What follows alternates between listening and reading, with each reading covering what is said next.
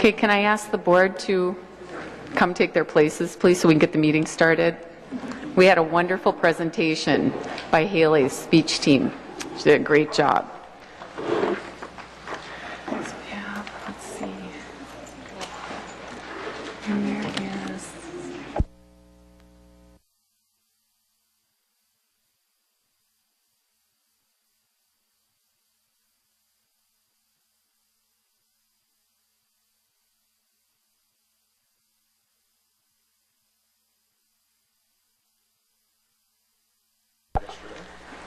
Okay, board members, we're going to call the meeting of June 21st, 2011 to order. And Member Grover, would you call the roll, please? Yes. Member Cameron? Here. Member Glass? Present. I am here. Member Johnston? Here. Member Casper? Here. Chair Sligapunko? Here. Member Wasson? Here. Superintendent Dixon? Here. Deputy Clerk Hansen? Secretary Thibault? Student Rep Lindsay Redenbaugh? Here. And Student Rep Marcus John? Here. Madam Chair, we have quorum. Thank you, Member Grover. And could everyone please stand and join me in the Pledge of Allegiance, please? I pledge allegiance to the flag of the United States of America and to the republic for which it stands, one nation, under God, indivisible, with liberty and justice for all.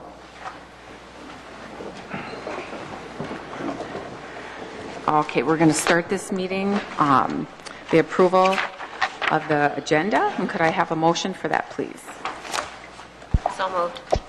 Moved by Member Wasson. Thank you. And is there a second? Second. Seconded by Member Casper. Any discussion? Seeing none, all those in favor of the approval of the agenda say aye. Aye. Opposed? Okay, that carries 7-0. Let's see. Reading and approval of minutes. Let's go to the special school board meeting of May 17th. Could I have a motion to approve, please? So moved. Moved by Member Wasson. Is there a second? Second. Seconded by Member Casper. Is there any discussion? Seeing none, all those in favor of the minutes of the special school board meeting of May 17th, say aye. Aye. Opposed? Okay, that's 7-0. And minutes of the regular school board meeting of May 17th, 2011. Could I have a motion to approve, please? So moved. Okay, moved by Member Wasson, seconded? Second. Second. Oh, you seconded. Okay, Member Grover, thank you. And is there any discussion? Member Johnston? Yes, Madam Chair. Two items, one on page 1. It's on the first underlining, the first motion. It says motion Cameron. Second Glass, it should have been second Grover.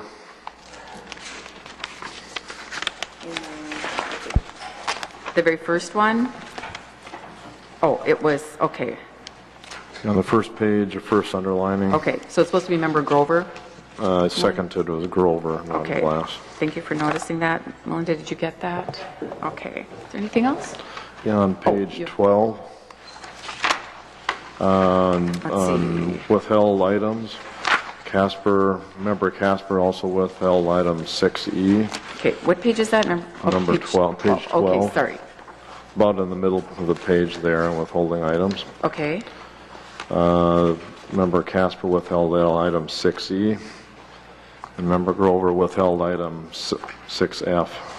They did that after the fact, when they, later on they came up, they didn't actually hold it ahead of time. They kind of just asked to talk about at the end. You know what I mean? No. When anytime they withhold items, they didn't withhold them, they just talked about them at the end of the business. And when I read it, that's how I looked at it. okay, any other discussion? Okay, seeing none, all those in favor of the regular school board meeting of May 17th, say aye. Aye. Opposed? Okay, that carries unanimously. Okay, and the last special school board meeting was May 31st. Can I have a motion to approve, please? So moved. Okay, that's moved by Member Casper, seconded by Member Wasson. Any discussion? Seeing none, all those in let's vote. All those in favor of the special school board meeting on May 31st, say aye. Aye. Opposed? Okay, that carries unanimously. And we're going to move right into audience. Member Casper, could you check and see if anyone signed up, please?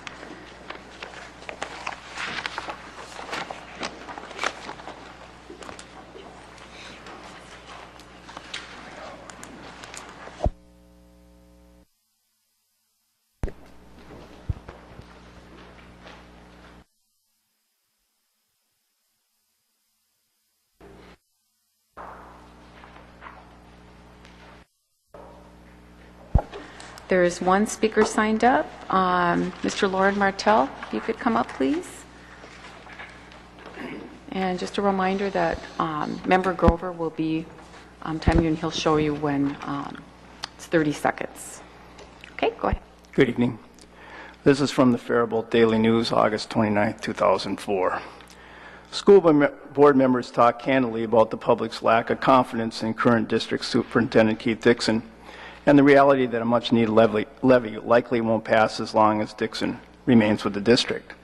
The Faribault Forward Survey showed the public has a 53% unfavorable rating towards Dixon, while only 35% favor the job he is doing.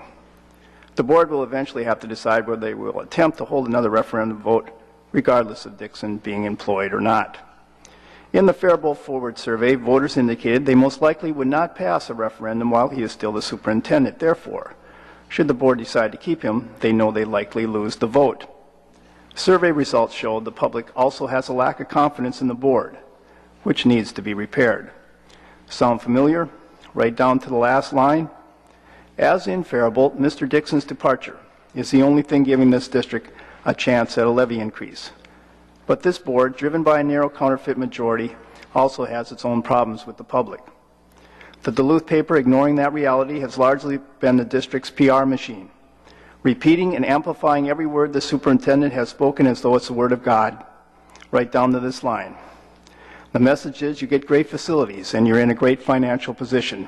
Well, let's see. A $6 million deficit, a reserve fund that was $30,551,202 when he came to town, now drained down to 10% of expenditures of about $9.5 million, where it can't go any lower, thank God. I believe if he could have, he would have emptied out the entire cash drawer before he left. As it was, he blew over $20 million of our savings. And he left a mess behind for the person taking over, a huge structural deficit tied to plummeting enrollment numbers. The year before he came to town, we had a net loss of 208 students to open enrollment. Last year, that annual net loss had grown to 539, a 160% increase in his 6 years. Spending millions without our consent and driving the kids away, that will be his legacy. I believe the people of this town will rue the day he came here. It may take 20 years before they fully realize how badly they've been taken by this superintendent, this predatory corporation, and the four enablers on this board, one of whom betrayed the entire central part of this city. From the beginning, the superintendent reminded me of one of those exotic tropical fishes that injects ink into the water. By the time the ink disappears, the fish is long gone. All right, we're going to move right on to reading communications, petitions, and then report to the superintendent. Members of the board, in terms of communications, I think there are 6 listed in your agenda. I won't go through each of them, and the dates and the topics addressed there. There are some that are emails and then some letters as well, as you see listed there. As far as my report tonight, first of all, I wanted to start with the Edwin H. Eddy Family Foundation and recognize their work in our school district and our community. We had a presentation at our education committee and a video of the Edwin Eddy as he grew up in Duluth. As you know, I think, first of all, our district, the strength of our schools and our district comes in no small part from the support we receive from organizations and individuals. There isn't an agenda that goes by that you don't see major contributions from both organizations and individuals within our community. Tonight, I did want to recognize one of those partners, the Edwin H. Eddy Family Foundation, because I think they certainly have gone above and beyond to help support our learning and in our classrooms. As you heard last week when we talked about what Edwin Eddy grew up in Duluth as the only child of a prestigious family in Duluth. and he had a speech impediment. When he died in 1981, his will was established a foundation to be used to help people with communication disorders. And for the past several years, the Edwin H. Eddy Family Foundation has contributed literally hundreds of thousands of dollars to provide classroom sound systems in all of our grade schools. And these sound systems really include a microphone and a speaker system. So when teachers use the system as they teach, it helps to magnify the microphone in the classroom, the voice, so that all students can hear the teacher. I think such systems help students who are learning to read, hear sounds and words more clearly, and teachers say the sound systems really make it easier for children to understand them, and especially help students who have some sort of hearing loss. Certainly, as you would know, as children hear better, they learn better, and these systems simply are one more way to help our students in our district have the best possible start. So tonight we want to recognize, and we invited some of the trustees and advisory board members tonight representing the Edwin Eddy Foundation. And I want to thank you personally for your support of our students in our schools, and I would like to introduce those that are here right now. As far as trustees, Rod Edwards, if Rod would stand up, Elizabeth Simonson. These are two of the trustees, and I believe there are two also advisory board members here. Laura Plies in the back, and Jerome Quaco. If Jerome would stand up, please. And I guess I would like all of us to honor this group and their contributions to Duluth Public Schools.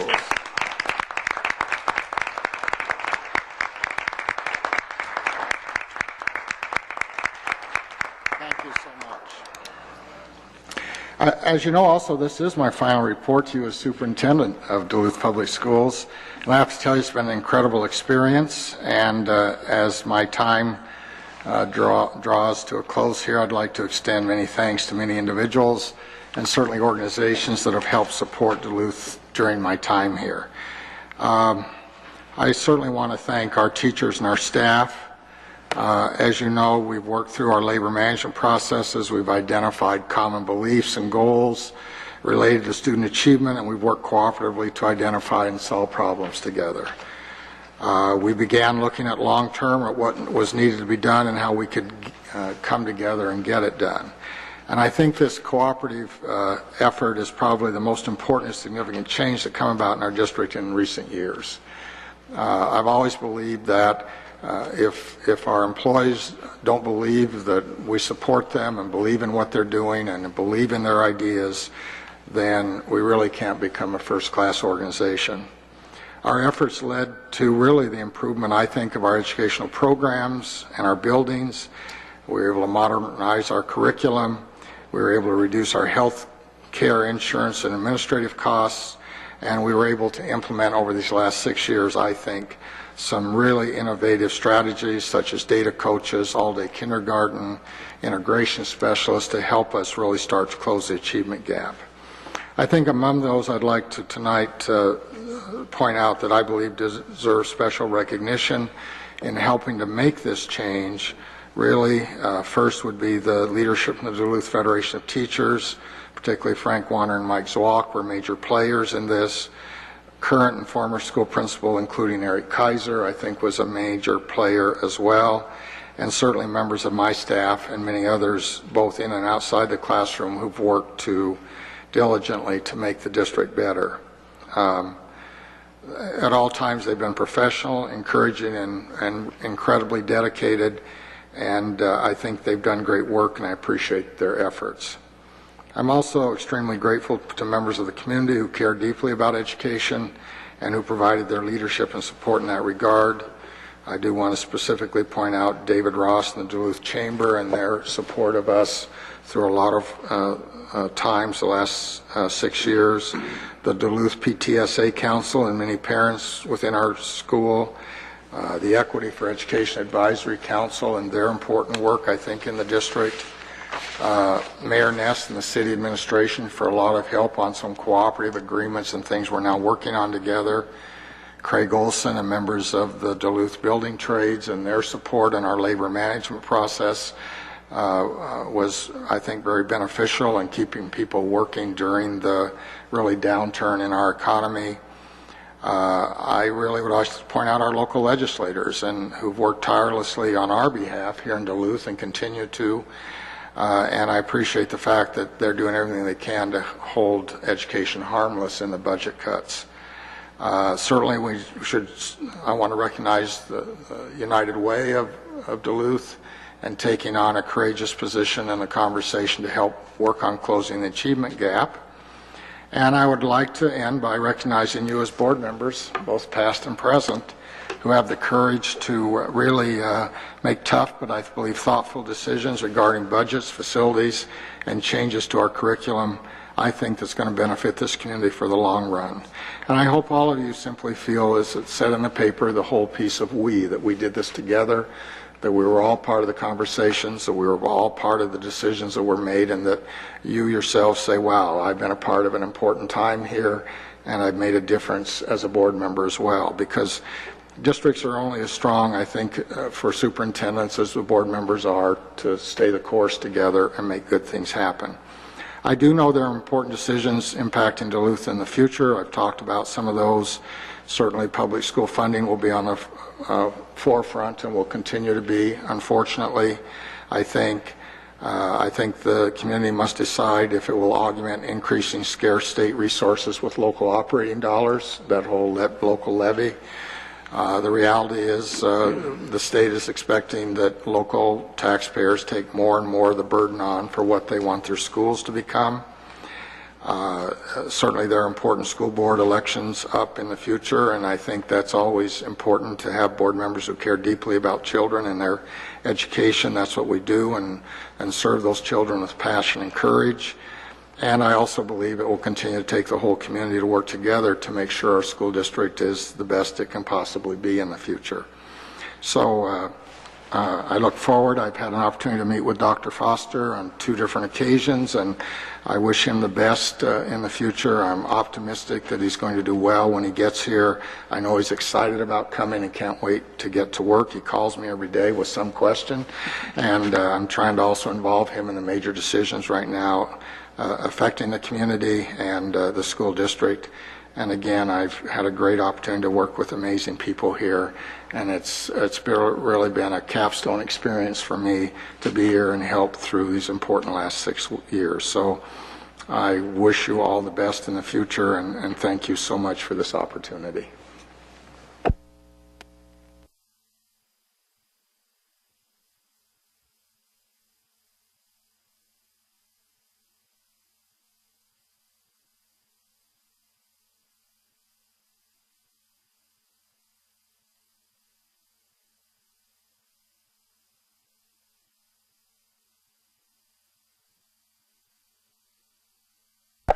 Thank you, Superintendent Dixon. You will be missed. Oh, I know. I said my remarks a couple of weeks ago. You have changed this city so much for the better. Thank you. We just really appreciate it. Oh, Member Johnson, you have something? Madam Chair, I have a couple questions or maybe comments on the communications. I noticed 3 of these are from Member Glass, and again, being a fellow school board member, I believe, I don't know, Member Glass, I mean, have you not had these questions answered? I mean, what's going on? Madam Chair, I'd like to answer his question, if that's okay. I'm sorry, what are you asking? That they need to be answered? Well, my question was, here we've got 3 comments. Looks like data requests from a fellow board member sitting at this table, and I'm wondering why our data requests from a board member not being answered, and why do they end up in our correspondence? And maybe my question, Member Glass, was, have they been answered or not? Is this ongoing? And if they're not answered, I do kind of want to know why they're not being answered. I'm assuming that all of them are answered. I know that a couple of those, Member Glass was either on the board or running, so I know he has the information. I don't really know I'm just assuming that he has the information because it's pretty much available to everyone. Well, I've submitted these. Superintendent, did you want to say anything, or?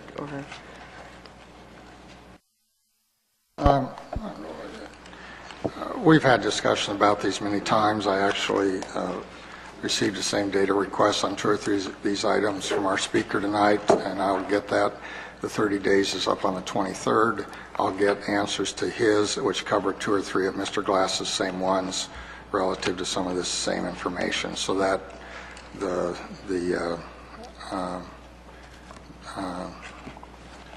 so as an example, on number 1, I can tell you after reviewing this with attorneys, that's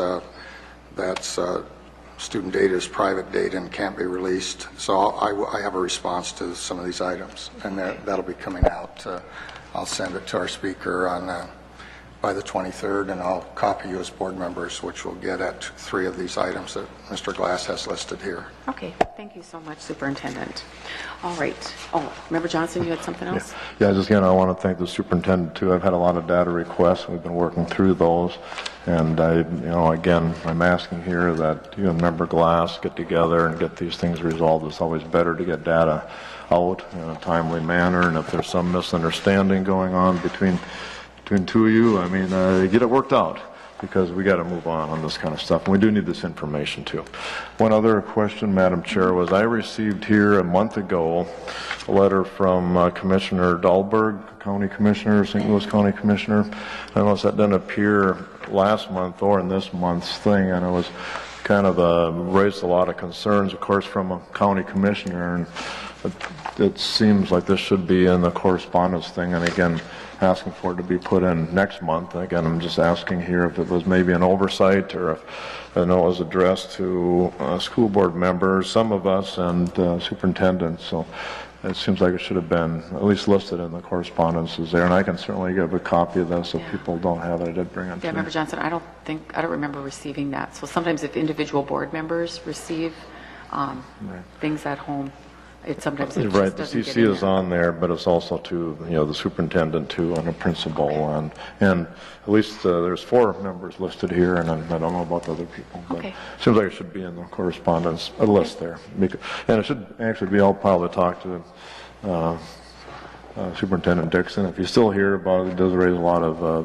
some concerns that we've got, particularly in my district there about transportation. So. We'll talk about that later. Thank you. All right, thank you. Member Glass, you had a question? Yes, I have the 3 questions that I asked, and I wanted board members to have copies of my request because I've been asking for this data for 4 years, and it has yet to be released to the public. I think the public has a right to have this data. They need to see the demographics that have been missing from the Central Hillside part of the town, to see those kids that are going to have to now make their way to the 2 remaining high schools. That's the essence of one request. It's a page out of the demographics report that was never reported to the public. I've been asking that for, as I said, 4 years. The other one was the master spreadsheet that shows the basis for the $5.3 million annual savings that we're betting is going to come through, and we're taking it out of our operating funds. That information has never been released. The basis for that is very questionable because of the city's experience with that, and also with the St. Louis County School District's experience with that. The same people produce the same type of spreadsheets that we are depending upon, and by not releasing this, you simply continue the controversy of withholding the data. And so I was hoping that as a last act, the superintendent would make and come clean with providing this data to this school board. So I see he's choosing not to do this and to continue the controversy, so we'll have to be continuing to ask the questions for this information. Board members, let me respond to both those. First of all, we've had this conversation 100 times, and Mr. Glass has had the information. Let me start with the first one relative to the spreadsheet that he references, all right? First of all, the fact is where students live in our district, the database for that is our own database. It's run through Ken Wilms, has been every year. If you said right now to me, produce a report today of where every student lives in Duluth that attends our school district, I could produce that and print it out and give it to you tomorrow. If you're interested in Mr. Glass and seeing that, sit down with Mr. Ken Wilms, and he'll be glad to show you that, as I've said to you on numerous occasions. Relative to this particular time when this spreadsheet was out or being talked about, so the community's aware, the point is that spreadsheet, if you were to blow it up, we used an example on a screen to show it to you, because the reality is, if you were to look at that spreadsheet, and I showed you it, it's specific enough that shows you the exact house and whether an elementary, middle, or high school or all of the above live in that house. That's private data. And the parents said clearly they don't want that data shared for fear of you're just put out a roadmap that says here's where kids live for any predator that lives in this community. And the fact is we've said that for 4 years. The same thing. And we've invited you 100 times to go sit down. And if you want to see a spreadsheet today where everybody lives, go look at it, Mr. Glass. But I'm not releasing it because it constitutes private data because it's specific enough to identify by household who lives in it. And that has been clear from the very beginning. So you ask the same question, I'll give you the same answer over and over again. And finally, when it comes to the spreadsheets on this energy savings, we are on the 5 million. First of all, we've produced and given to you how many administrators are less in the plan, how many assistant principals, how many secretaries. That whole spreadsheet has been given to you 100 times. Now, the energy savings is pretty straightforward. We didn't use the St. Louis model. We didn't use the city model. We simply used the energy savings, which is a specific number, which we've had many times, in terms of the buildings that were closed. We were conservative. The only energy savings we used in the plan were for buildings that were closed, and we used the amount of the energy savings that was in that year when we built the plan. So it's pretty clear to go back and look at whatever Central would have cost that year, Woodland would have cost that year. There's no secret to it, and then you can multiply out on some cost of living what you think that's going to increase over 20 years. That's what the plan was based on. Again, we've talked about this board ad infinitum.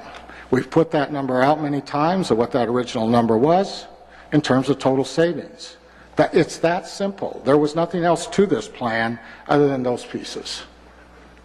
So I resent the fact that you sit up here and say, I'm going to leave and deny you that information, when in fact that information has been public year after year after year after year. Frankly, I hate to leave on that note, but that's where you are. Well, it's Thank you, it's not that Superintendent. simple, Chairman. Member Glass? Yes, it is. It is not that simple. Yes, it is. You produced a diagram for the schools closing in Lester Park. You showed the symbol dots on the page. You provided it as part of the hearings. I'm asking for the same thing be provided for the Central Hillside. Nothing any different. I don't want to identify households. I want the same size dots as you have on Lester Park. Do that and I'll be perfectly happy. You haven't done it. I've asked for it and that's what I needed. With regard to the energy savings, let me finish. You're admitting now that no increased energy costs were being dialed in for the new buildings. All the new buildings with all of their increased energy uses are not accounted for in your savings. If that's a fact, I think that's a major oversight and it needs to be dealt with. First of all, in fact, a year later, if you remember, TeamWorks presented the same dot matrix to you as a board, showing, just printing out a dot matrix map, and you saw the difference in tone of colors from dark to light, which tells you exactly where the students are and how many in total. The reason it was light around the central area is because there's not that many kids that live here anymore. All right? As far as the energy piece for the new buildings and square footage, we did talk about that. And the reality is, the fact of the matter is, we are increasing our HVAC systems.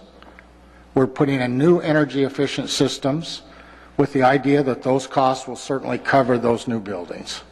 So I'm not admitting something, no. This has been talked about since the plan was developed when we started, okay?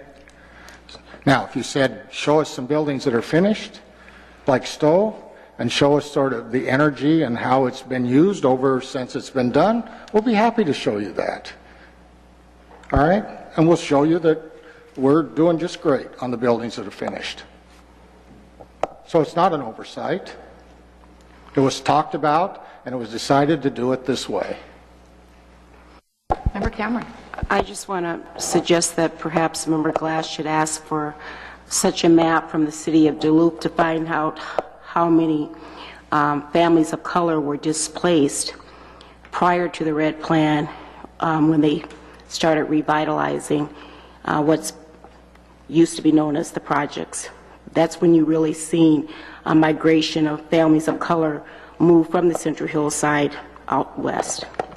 And perhaps the city of Duluth can provide you that information as well. Thank you, Member Cameron. Okay, we're going to move into the education, the reports of standing committees. So the Education Committee report, Member Wasson. This is the Education Committee report for June 21st, 2011. We had a dynamic presentation from the Daredevil robotics team from East High School. They talked about their season and going down to nationals at St. Louis and did a phenomenal job. And they hope to continue that tradition of going every year. Item B, we had Pam Reese present several things for Head Start. Informational items, we had a grant application, Terry Smith, in the amount of just over $69,000 for Indian education. B, Growing Up Healthy, Kids and Communities. We had a little bit of discussion on that and that is awarded through Blue Cross Blue Shield. Action items, again, Pam Reese, Director of Head Start, for a grant application, community assessment presentation from Head Start, and the action plan presentation as well. And I'm going to skip past the resolution for now. We went, the Terry Huddle curriculum coordinators recommended for authorization for LEA representative and filing applications. Student discipline policy, Bill Gronseth presented information on changes to discipline policy and on cell phones. And we had an extended trip request from STC. We have many diplomas, congratulations, and our best wishes to those graduates, and certificates of attendance, several of those as well. And now, if you don't mind, I'd like to take the resolution.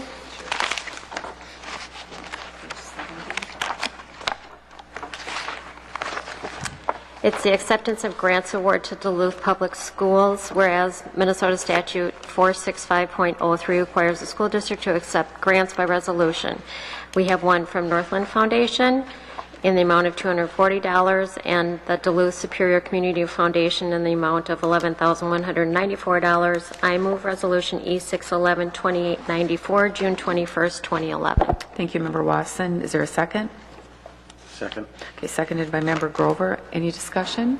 Okay, all those in favor of the resolution say aye. Aye. Opposed? Okay, that carries unanimously. Okay, Member Wasson, you want to go back to the... Yep. And now I'd like to move the rest of the Education Committee report. Okay, thank you, Member Wasson. Is there a second? Second. Seconded by Member Grover. Is there any discussion on any items? Member Glass? Yes, I would like to ask that the diploma section be expanded by including copies of all three programs that were created for our graduates. These programs list the names of the graduates by school, and I don't see any reason why we wouldn't want to have copies of the programs. I think they were in last year's ed report, and so I'd like to move that we include copies of those programs as part of the ed report. Member Glass, can I just, Member Grover has a response for that, which I know too. I think we routinely do that every year in July, probably. Because I know every single year I've been on the board, we've had exactly that list the programs within our, for the formal board approval, so. Okay, thank you, Member Grover. Yeah, I do remember that too. Okay, Member Johnston. 1A. 1A. Anything else? Nope. Okay, Member Grover, you have something? Yeah, 3E. 3E. Okay. All right, we'll start with Member Johnston, 1A. Sure, I just want to mention to the community, hopefully some of the robotics team that are listening, I wasn't able to be at that presentation. Got to get a lot of their stuff in email. I'm on one of their mailings list, and they do a fantastic job. I just kind of want to apologize that I couldn't be at to see that good demonstration because I know it was pretty fantastic. I think they're planning on doing that every year if they can. It was great. Okay, Member Grover, E. Yeah, this is just an editorial comment that I brought up at the committee level, but it still hasn't been corrected. On page 90, respect for privacy rights, it reads, students shall not photograph or videotape other individuals at school or at school activities without the knowledge and consent, and that just drops off. And I'm not sure what was intended, but without their knowledge and consent would probably work. Change the "that" to add an IR. And so Oh, good, thank you. that's all. Okay. No other questions? Okay, let's vote on the Education Committee, the rest of it without the resolution. All those in favor say aye. Aye. Opposed? Okay, that carries unanimously. Okay, Member Cameron, if you would take the Human Resources Committee report, please.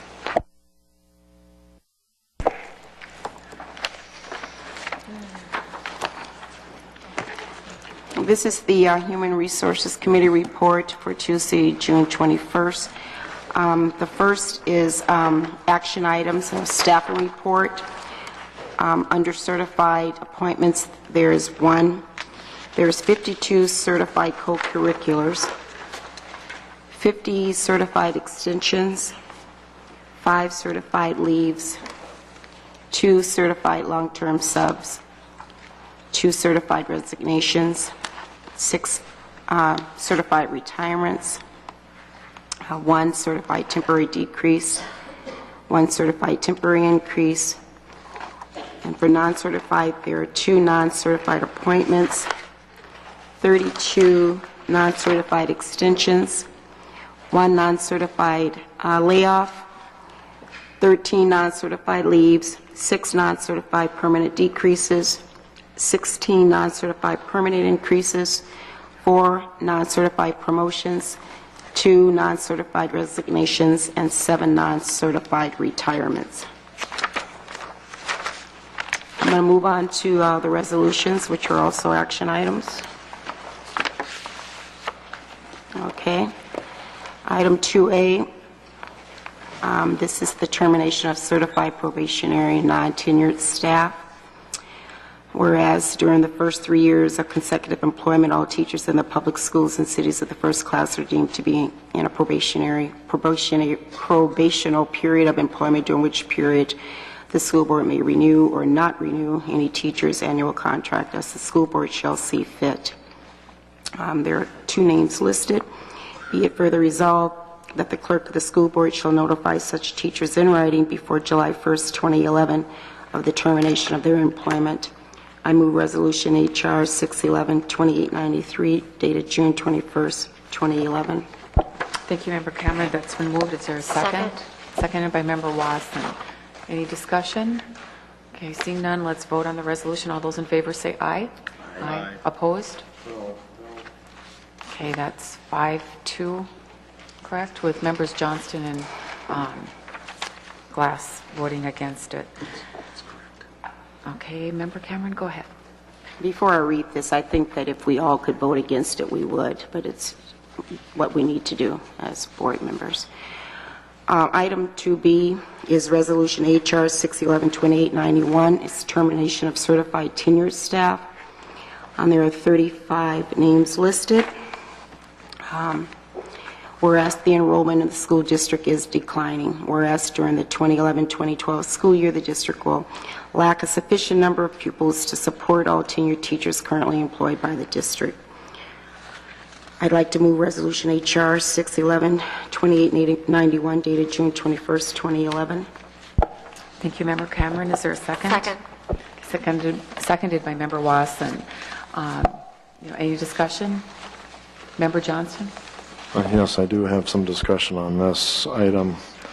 Again, I talked to Mr. Swirsky today about this item, and that's important to me, so I'm going to bring it up again, is that no, I wasn't at the committee meeting last week.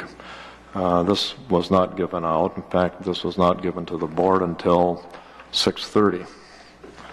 Mr. Swirsky did send me the note ahead of time, which we had a good discussion, and I appreciated that discussion and trying to resolve the issue. But we are talking about people's livelihood, people's lives here. We're talking about laying off people, and we as a board did not have this information. I've been having calls from teachers at home for the last almost 2 weeks now. Teachers were told about it. The principals were told about it. And Mr. Swirsky did, send me information, and thank you. But we as a board were the last ones to know. We should be the first ones to know. And again, if there's confidentiality, I understand that. If we don't have to be, I don't want to know who's necessarily the names, even if that's an issue with people, that's fine with me. But we have to be told information ahead of time, not at 6:30 at the meeting. And again, I'll quote our school board policy 8090. It says, preparation for meetings. All pertinent information concerning items on the agenda shall be mailed 3 days prior to the meeting for careful study by each member. That's the minimum. We should have got this last week. We should have been able to talk about this stuff. When I get calls and I can't even respond, it's something isn't right. And it's also, again, repeated in 8180, which says the same thing. 8100, excuse me, and it says that all pertinent information relative to items on the agenda shall be made available to the school board in written form for their study prior to the meetings. I've been asking here that this information be followed, and it's important. That's just one of the items that is irritating about the way this was done. I do have one question for Mr. Swirsky. I'm just looking at what was given to us at 6:30 or what was sent to me in email. I noticed quite a bit differences in FTEs. Counting up the FTEs, the information you sent me had 42 FTEs, 36 total. I just randomly checked my numbers here. There's quite a bit of changes. One went from 0.5 to 0.9. Haven't had time to check all those numbers, of course, but is that to be expected? Did we go up from 24 FTEs, or how many FTEs are we talking about? Yeah, as we discussed in our phone call, let me start at the beginning here. This list is in flux almost right up to this last day. We have teachers that are opting to take leaves rather than go to 2 buildings. It increases or decreases some of the FTEs that would be on this list. Also, as we've filled positions or people have accepted other positions that will ultimately be on a variance, the names change from this list. You'll be discussing tonight at the business meeting the possibility of how we want to do our assistant principals. Some of our principals at those buildings, if they are not principals next year, a couple of them will be going back into the teachers unit, which also has a bearing on this. I guess to say this is in flux and why there's a difference between the one you received that the principals received and this one, those are some of the major reasons. I think if you notice the note as we gave that to the principals, we also said there will be changes. So as we work through this process, that's another reason why we don't have a firm list out, but as you and I discussed, there is no reason why the board cannot have the same list the principals get when the principals get it. It has not been something that's been asked for in the past, and we've held this process for the 5 years that I've been here, or 6 years that I've been here. Yeah, thanks for that. And again, I want to thank you for working with me this afternoon on it. And again, I commend you again for trying to be, people, situations change, and you have to be flexible, and I commend you on that. But again, hope we can do better in the future on that. But was there a change to FTEs? Are we still at about 24 FTEs? That's what I came. My question was I'm not worried about you changing things to work out better, but do we have a change in Of the FTEs? 36 names on here that we have, and I'd have to again look at the other, I didn't bring that report with me, it represents about 22.5 full-time equivalents. Okay, so maybe a little bit of reduction. Yes. That's certainly good. Member Grover?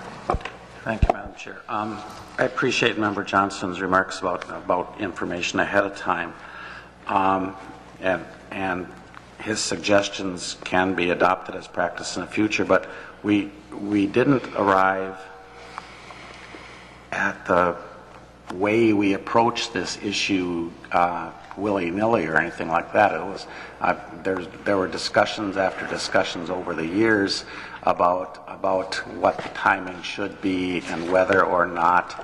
In fact, one former board member routinely would ask at least twice during this process, and these people have been told this ahead of time individually, correct? And the answer was always yes.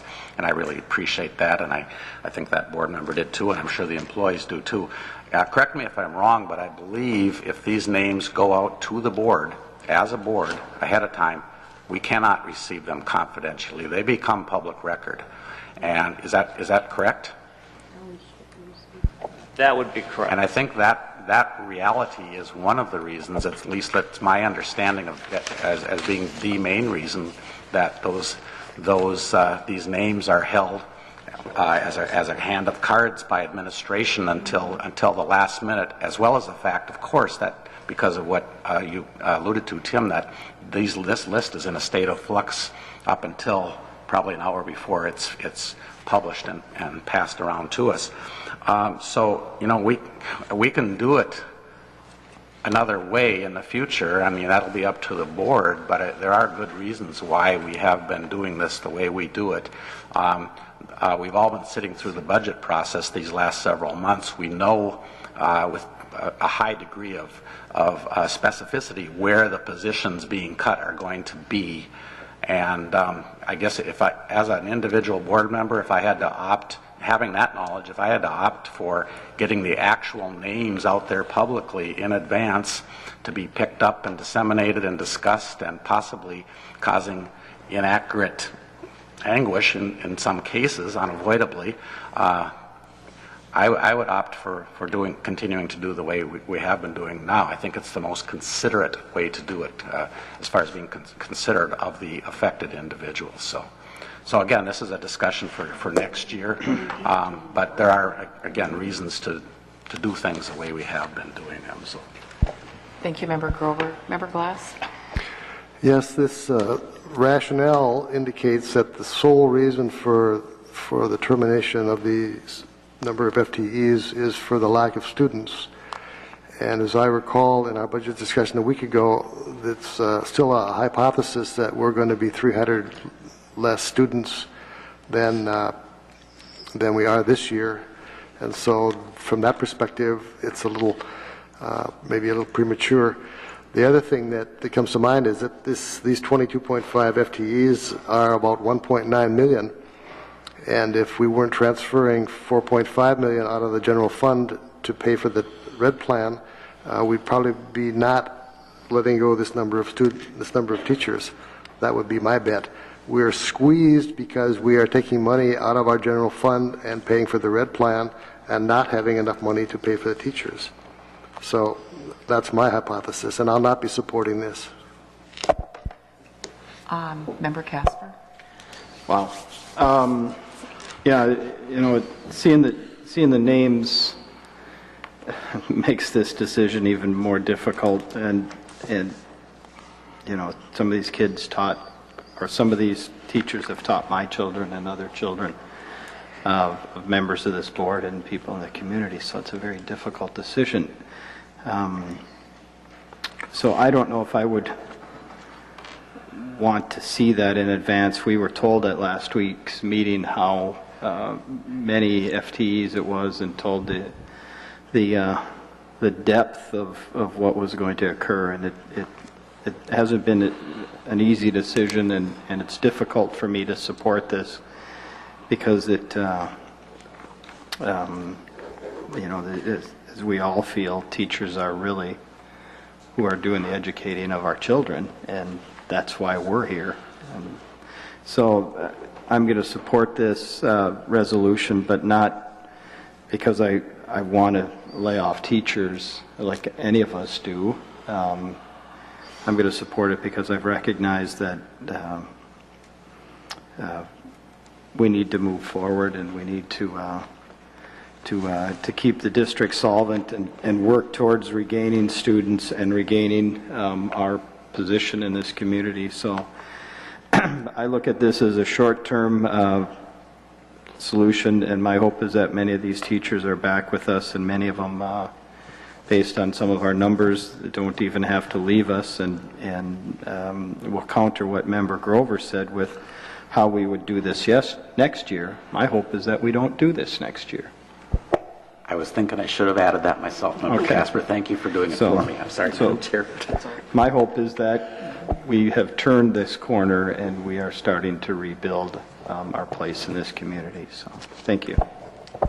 Thank you, Member Casper. Superintendent, did you want to say something? Board members, I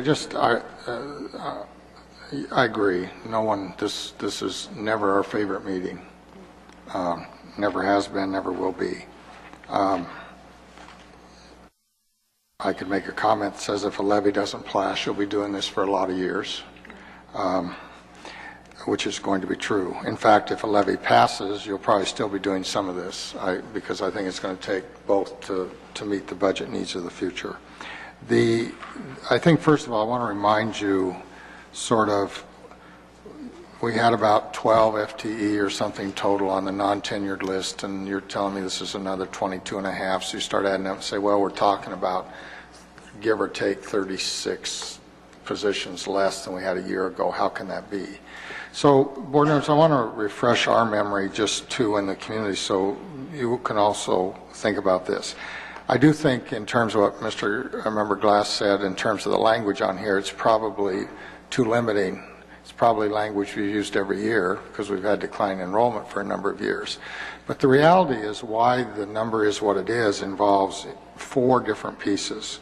Number one, if you remember at semester time, we made some recommendations for reductions that we didn't take all of them. So our last year's budget was not in balance. We were spending more than we took in. And we did, if you remember that discussion, which then adds up to itself and adds on top of as you have to balance the next budget, number one. Number two, if you remember, we also had the last couple of years about $1 million of stimulus money. Remember that? One-time money that came in to sort of create jobs and to get people working. Well, if you take that 1.1 million alone, that's probably about 12, 13 positions. Then the decline enrollment piece was about another 12 to 13. And then in the budget process, remember we had $1.1 million on that budget line, which is another 12 to 13. So that's how you get to roughly 36 in round terms. It's decline enrollment. It was decisions to reduce. As you know, this was the last place we want to go, but we've made reductions so many years in a row outside of the classroom. And so when people ask you about that, I want to understand we had to take $1 million in stimulus dollars out of the budget. We had decline enrollment, which was about another equivalent to $1 million. And we made a decision to up class size by an average of 1, which was another $1 million.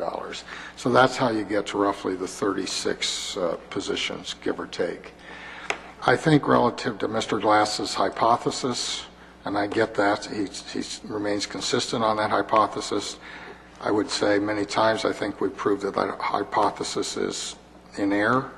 And the reality is, again, that $5 million is we talked about the energy piece and then non-teaching positions.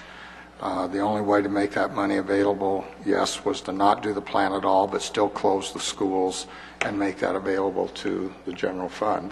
That's the only way around it. You couldn't have kept all the schools open and done it anyway. Yes, there were years where school closings were used to help balance the budget, and we knew that when we put the plan together. So, in fact, I think we've shown you a sheet that because we had the savings earlier than we projected, if you remember, we actually went to 2 middle schools and 2 high schools before the actual time frame. If you remember that document we put out, we were still running ahead even in next year's budget in terms of when the savings and how it impacted balancing revenue to expense this year in the general fund. So again, that's why the numbers are what they are. Thank you, Superintendent. Member Johnston? Yeah, just a couple clarifications. Nobody likes doing this, but the fact of the matter is our policies say we have to have information ahead of time. Like it or not, that's what we're doing here. That's our job. And to say that, oh, gee, I don't like doing this, so don't give me the information. Well, our policies say that we have to have it. It's not a question. We have to have it. When people call me up and ask me these kind of questions, yeah, I want to know. Again, I want to commend Mr. Swirsky and working everything he can to minimize and trying to find ways out that people are retiring and people are moving, and we want to do that. And I don't want to know those details. I just want to know, what the FTEs were. We weren't even given that a week ago. And again, that's our duty here, is to not have our head in the sand, but to look at these straightforward and talk about these items. I would like to again compliment Member Glass. Yes, we do have this. There is a connection there. We do. We have built schools here that are almost 50% above the national average in square footage cost. We're building schools that are almost twice as large as other square footage costs. I think I presented this to the board here a year ago. And yes, it does make a difference. The money is all coming out of the same pocket. It's coming out of our taxpayers' pockets. So this is a big difference. And when we have to cut, yes, some of these cuts are done because of the red plan. Is that bad? I'll let the teachers that are being laid off and the people that are worried about increased class and size, student-teacher ratio discuss that one. But I am going to make a motion to postpone H.R. 611, 2891 until July 19th. Second. I'd just like to remind the board, state statute does require that we notify teachers of their continuous employment prior to July 1st. So anybody who is not taken board action on prior to July 1st is deemed to have had a continuing contract for the following year. So in other words, we can't do that legally. No, in other words, we weren't notified ahead of time properly. You're saying that we have to pass this or else? That's really nice to give us board that decision-making authority. Let me take a shot at this, Tim. I think what you've heard is the information is for a year from now, when Dr. Foster's sitting here. Prior to that, I think what I heard from Mr. Grover saying, if we want to change it for the future, we can certainly do that. I think there's reasons why it was set up this way, good reason. Those could be reconsidered. If the board wants almost a daily list as this continues, maybe there's some way to do that and keep it confidential, understanding it doesn't become final until you come to the board and vote. But that's a decision you as a board are going to have to make. It wasn't done because of trying to not have you have the information. You put a budget together, you know how many FTE it is. These are the people that with least seniority based upon the positions we have available in the district. So. And I try to state the reasons why. What you're hearing is, if you don't pass this tonight, could we have another meeting yet this month before June 30th and do it? Yes. If it's not done prior to July 1, what you're hearing is then there doesn't need to be action taken because they have continuing contract rights and therefore have a contract and how many that 22 FTE represents.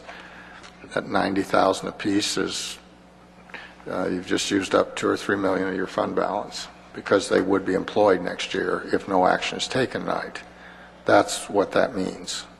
So the options are to vote tonight, have a special meeting to consider this next week, or third, if you don't take action till July, then we won't be taking action because this group will have continuing contract rights.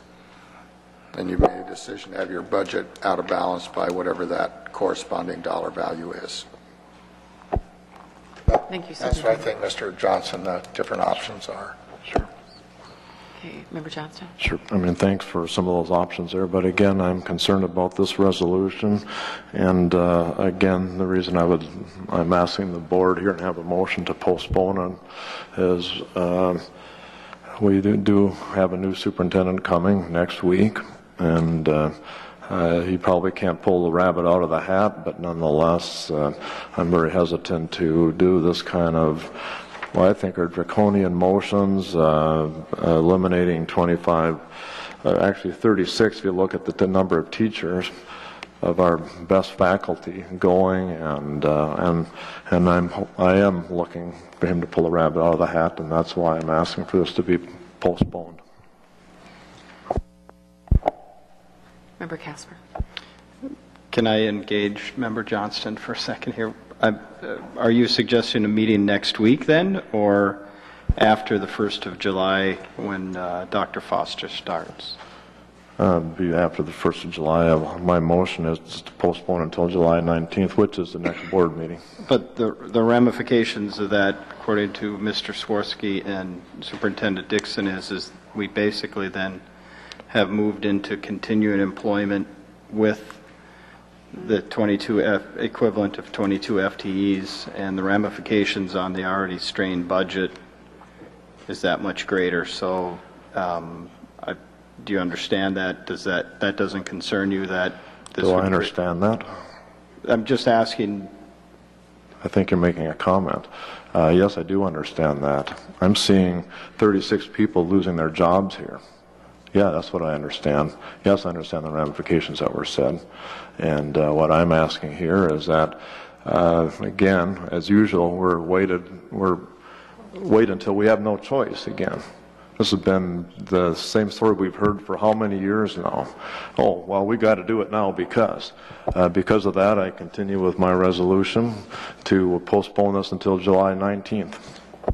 Okay, let's vote on the motion to postpone this to July 19th. All those in favor say aye.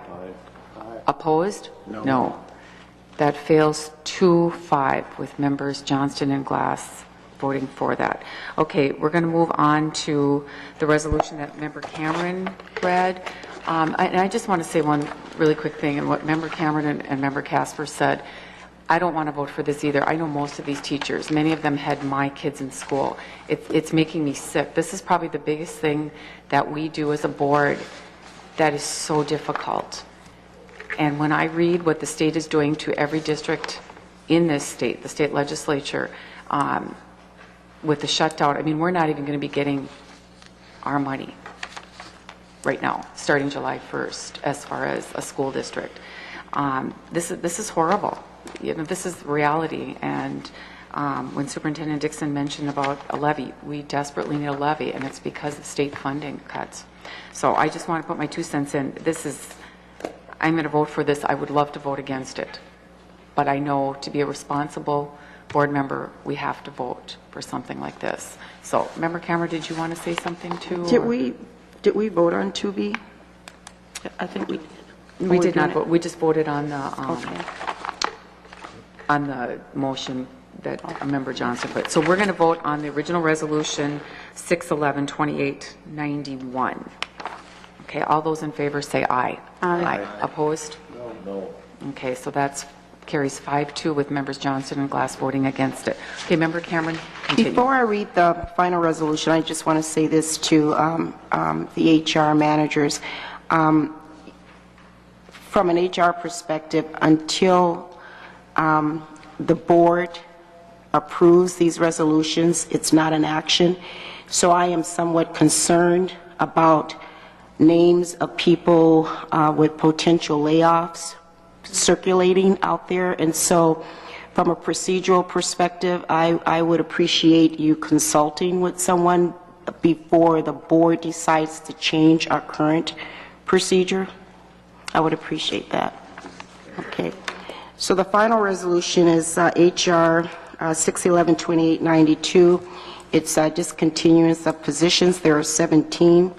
And I'd like to move resolution HR 611-2892 dated June 21st, 2011. Thank you, Member Cameron, seconded by Member Wasson. Any discussion? Oh, Member Glass?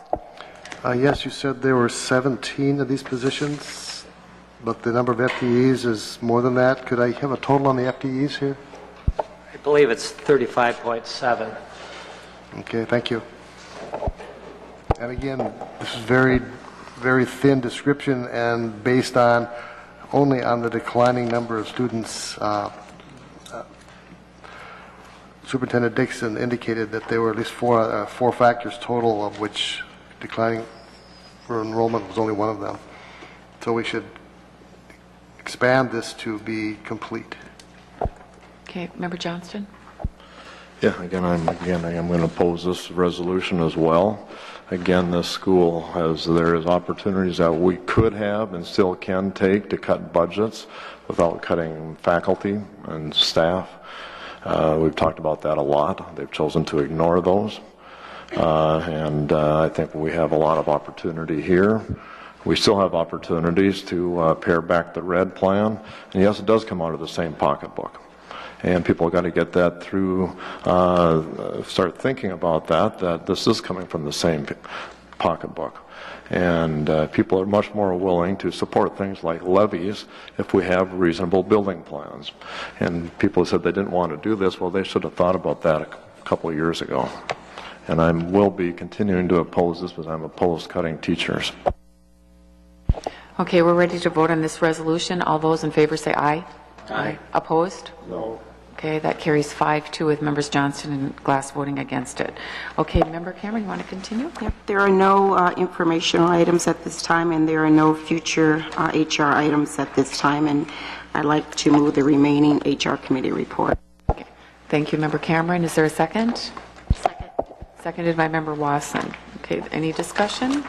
Seeing none, all those in favor of the rest of the HR report say aye. Aye. Aye. Opposed? Okay, does that carry 6-1? Yes. Okay, with Member Glass voting against that. Okay, we are going to move on to the Business Committee report. Member Grover, if you would take that, please.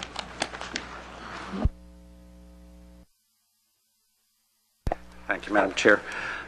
Excuse me, Section 1 is our recurring monthly reports, the financial report, approval of payment of claims, budget revisions, wire transfers, investment transactions, average daily membership projections, and fundraisers. I'd like to highlight in the investments in school children, once again, the Edwin Eddy Foundation. Keith Anderson shared information at the committee regarding the Edwin Eddy Foundation, and we earlier this evening gave some much-deserved recognition to board members of that foundation. Section 2 is bids, RFPs, and quotes.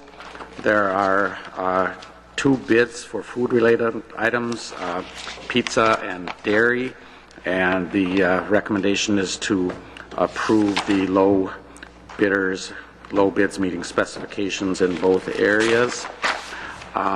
Bid 1208, Eastern High School Bid Package 6 for traffic signals. Recommendation is to approve contract with Parsons Electric for about roughly $145,000. The last bid is Eastern High School Bid Package 5, concrete plaza / retaining walls / curb and gutter traffic signage by Kelleher Construction of $525,000, and the recommendation is to approve this.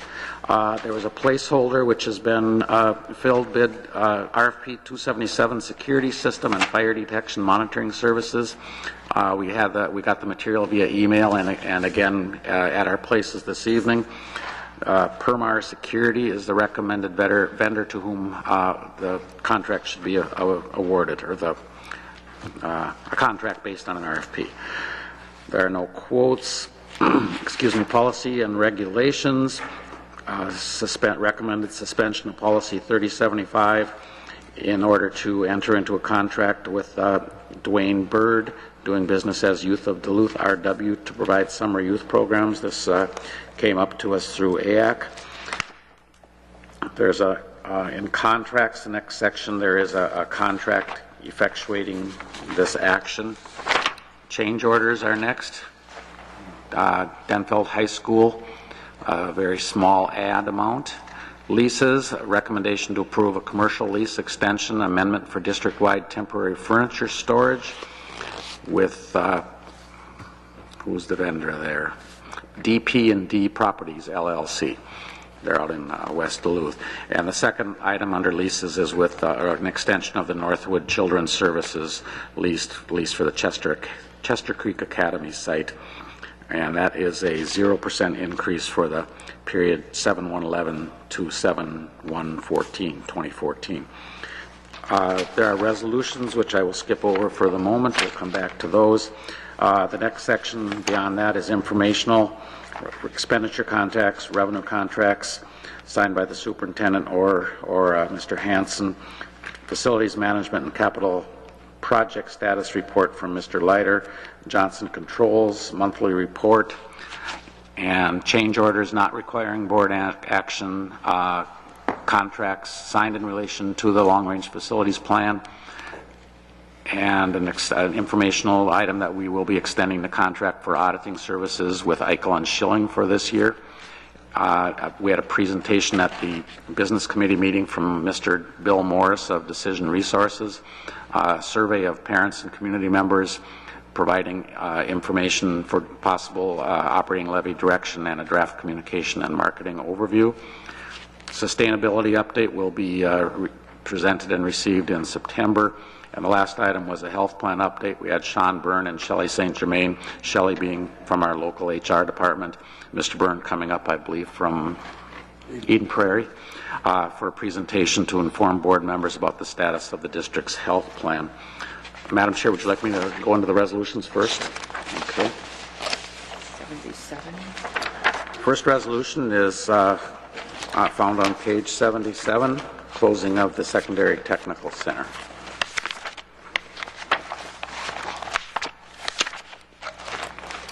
Whereas public hearing was held on June 2nd on the proposed closing of the secondary technical center, whereas during this hearing people wishing to give testimony for and against were heard, and such testimony was considered by the board, whereas published notice of this hearing was given in compliance with Minnesota statutes, therefore be it resolved by the board that the attached findings and conclusions regarding the closing of the STC are hereby adopted. The closing of the STC is necessary and practicable. The STC is closed effective at the end of the 2010-11 school year. At this time, the board does not take any action with respect to the possible sale of the STC center building or property. I move resolutions B 6/11/2896, 6/21/2011. Thank you, Member Grove. Is there a second? Second. Seconded by Member Casper. Is there any discussion? Member Johnston. Yes, I'm opposed to this. Again, you've heard some of this, but for the record, I'm going to say it again. On page 3 of the hearing record, hearing officer failed to properly state the Minnesota Statute 123B.51, which states procedures that schools must follow before closing schools, and I quote, "The board may close the schoolhouse only after a public hearing on the question. Parties requesting to give testimony shall be heard by the board before it makes a final decision to close or not to close the schoolhouse." Our school did not follow this law, and the hearing officer failed to properly state the law. Therefore, the hearing is invalid. So is this motion. Again, giving a little bit of the fact here. On June 19, 2007, this board passed Resolution B607-2457 with the title Approving a Long-Range Facility Plan and Authorizing Further Proceedings Toward Implementation of that Plan. Incidentally, without any hearings to decide whether or not it was going to be done on this school as well as other schools that are being closed. And this resolution states, this board, resolution back in 2007, the board authorizes all necessary action to immediately implement the plan. And here we are having a hearing 4 years after the school clearly decided to close Central School and did that decision without having hearings and asking for public input before that decision was made. And of course, anyone that's seen the construction going on knows that this decision was made long ago before tonight. It was made at least 4 years ago, if not longer ago. There are also many questions, inaccuracies, and misleading statements on the administration's presentation at the hearing, as well as in this motion, in this booklet.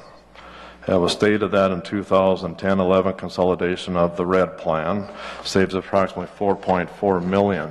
That disagrees with the information given to the board on February 8, 2011, which states that in the 2 years, 2010 and 11, not 1 year, the savings were only $2.3 million. That was mainly by reducing staff and not closing buildings. So that is a wrong statement. In those 2 years, $5.6 million was transferred out of the general fund to fund the red plan. So even if those alleged savings took place, no matter how you cut it, the idea of closing secondary technical campus and the red plan costs more than any insignificant savings that could have been claimed at the hearing.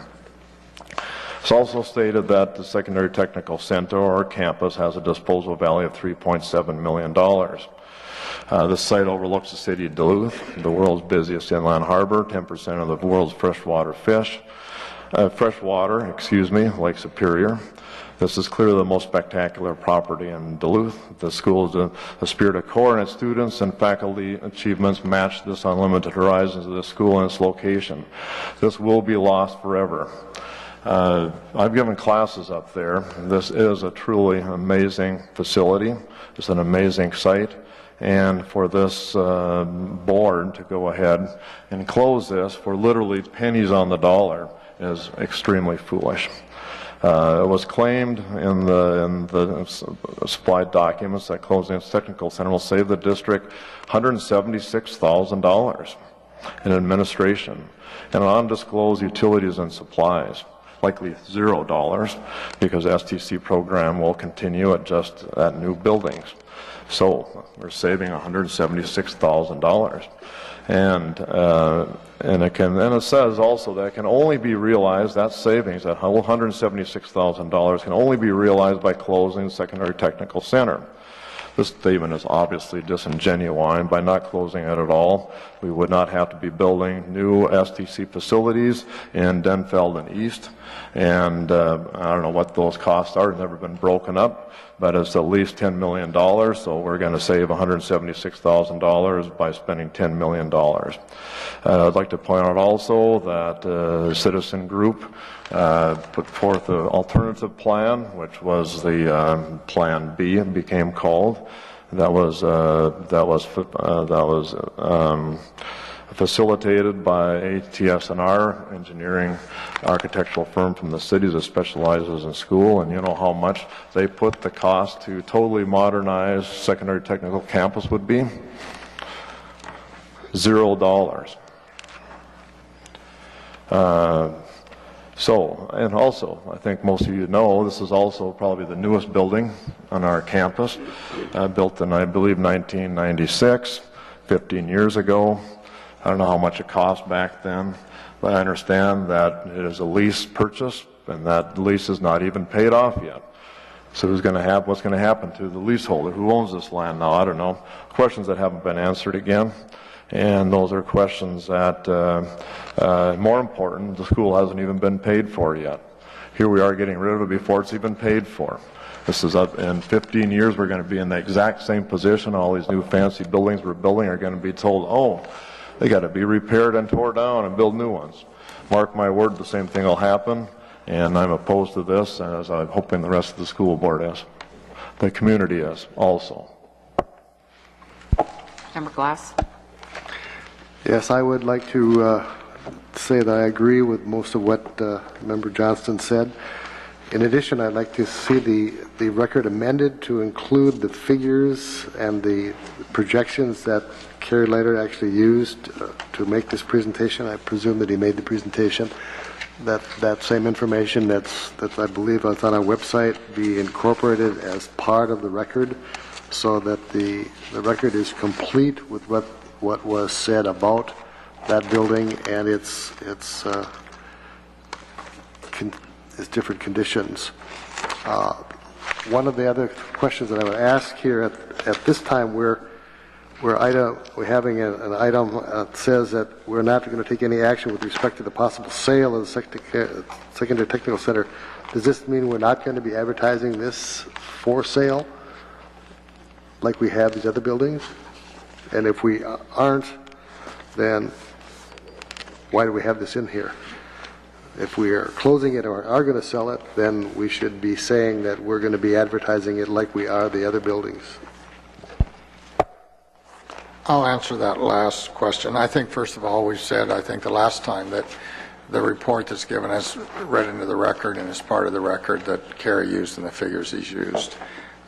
Second of all, relative to the sale, you notice that in the paperwork, most all of the buildings, with the exception of this site in Central, we plan to move forward with an RFP process there as well.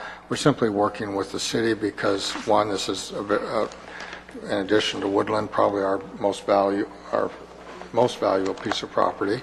And the reality is, one of the pieces we're working with the city on is what I believe the term they use is their small area plan. And we're trying to get clarification on that piece and how it fits into the city process first. Once we get that worked out with the city, and we're in constant communications with them, in fact, hope to be able to meet with them again this week. Bill, Kerry, and I will bring that information to you, and then we'll move forward with advertising for these two buildings as well. So that's why it wasn't in the first round. We're just doing more work there on that, both STC and Central as we speak. Thank you, Superintendent. Okay, we're ready to vote on this resolution. All those in favor say aye. Aye. Opposed? No. Okay, so that carries 5-2 with members Johnson and Glass voting against it. Okay, Member Grover, do you want to continue with the resolutions, please? Yes, the next resolution is found on page 83, adoption of the fiscal year 2012 budget. Be it resolved by the Board of ISD 709, St. Louis County, Minnesota, that the FY 2012 budget as presented to the board be adopted. I move resolution B6112896, June 21st, 2011. Thank you, Member Grover. Is there a second? Second. Seconded by Member Casper. Excuse me, board members. Just want to make a correction. There's an error in the numbering on the bottom of page 83 that Member Grover just read. The correct number as listed in the agenda itself is 2897, the last four digits. So I just apologize for the typographical error. Thank you, Mr. Hanson. So it's 2897. Okay. Member Casper? Yeah. All right. Recognizing that this budget impacts dozens of teaching positions in a negative way, I would like to offer an amendment to this budget. I would like us as a board to approve or to consider the use of a small portion of our reserve fund, let's say that would fund 5 full-time positions, so about $500,000 or so, 5.5 full-time positions, back into our budget to soften a bit in those areas that we as board members have heard from the community of concerns, whether it's in, I won't be specific in departments because we've heard from all departments in all areas of concerns with the budget cuts that we've had to just approve through our teacher layoffs. So I'm proposing that we use a portion of our reserve fund, $500,000, to restore some of that funding for some of those teachers that all of us are concerned about the loss of in the district. Recognizing that $500,000 is a lot of money, it unfortunately won't bring all of those positions back, or all of those highly qualified teachers back into the district, but it will bring a portion of them back, keep them in employ, help keep our class size down. So in essence, going from a 0.1 student increase in our class size to a 0.5 student increase in our class size. I recognize that this is a one-time opportunity. We can't continually go to our very limited reserve fund. It won't be able to sustain that, recognizing also that we're getting precariously close to the 10% that Member Grover has mentioned numerous times of us staying above.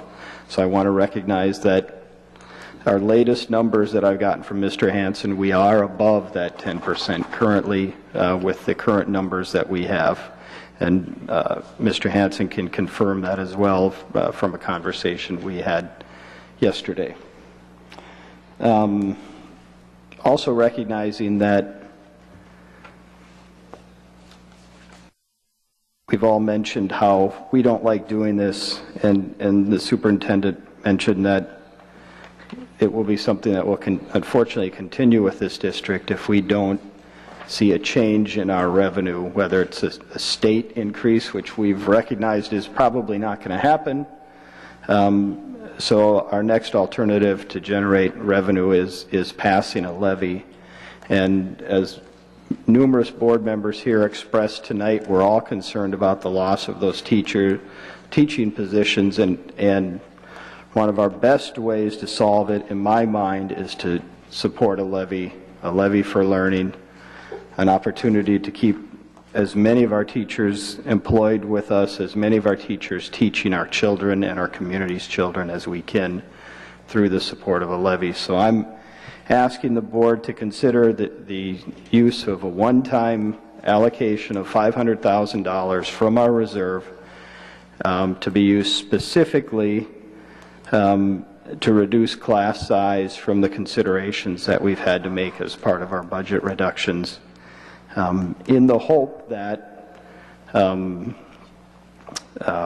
we're able to pass the levy, also in the hope that we see stronger numbers returning in the fall than we had anticipated through our conservative estimates that we've seen. So I'm asking for the board to support that. Here's an opportunity to use a portion of what has been called our rainy day fund. And to me, it's raining, and this is an opportunity for us to put an umbrella out for some of our teachers and some of our students and some of our families. So thank you. Okay, so Member Casper, what did you just present us with then? I can't say it over again. An amendment, right? I'm asking for an amendment to the budget to use $500,000 from our reserve fund as a one-time opportunity to restore some of the teaching positions that we've had to, unfortunately. Was that too long? I'm asking for a $500,000 amendment to the budget to bring money from our reserve to support that. For teaching. For teaching, Okay. specifically for teachers. Is there a second to that? Second. Okay, that's moved. Okay, did you get that, Melinda? What Member Casper said, and seconded by Member Johnston. Okay, is there a discussion on this amendment? I think Member Cameron had her light on first. I'd like to hear the rest of Member Casper's plan. It's a Band-Aid, and there has to be a process. If I was even to consider it, what's the process? Who's going to be brought back? Is it based on seniority? Is it based on a specific curriculum? And then what's your plan for next year? I mean, if we did this. Go ahead. Well, I think as far as who would be brought back, I'm going to rely on the administration to make those recommendations. They're professionals. They have the understanding of where that greatest need is, where that largest class size potential impact is. So I would ask that the administration bring those recommendations to us. If we chose as a board to approve those at our July meeting or whatever it happens to be, I'm open to that discussion. I've also recognize that it is a Band-Aid. But you know what? Band-Aids sometimes heal. And I'm willing to try that Band-Aid as an opportunity for us to heal and to move on. And I think that's, if we're in this position again next year, I don't know what I would propose, but I'm in this position now, and this is what I'm proposing for today and for these teachers for now and for our students for now, so. Okay, Member Grover. There are a lot of things I could say about this, but as Just say as yes. no, I think I'm going to just say no. As Dr. Dixon has frequently said over these last several years, in the interest of time, I'll keep my comments very brief, extremely brief. It will be this: I can't imagine a worse message on the eve of what we all hope will be a successful, an operating levy campaign that we all hope would be successful. I can't imagine a worse message to send to the community than we are not willing to make the hard choices. And I feel just as bad as has earlier been expressed about the layoffs on the teacher list. I first came on this board in 1993, 92. There are names on this list of teachers who were in the district at that time, and we are laying off or partially laying them off. It is very, very unpleasant. But, it's what we have to do. If we don't provide a solid financial footing and provide for fiscal health for this school district, we are the foundation. That is the foundation of any school district. If we don't maintain our fiscal health, which involves terrible choices and terrible decisions that none of us want to have to make, if we don't do that, everything crumbles sooner or later. And I just can't see putting off the pain for another year because it doesn't get any better. It just compounds, it snowballs.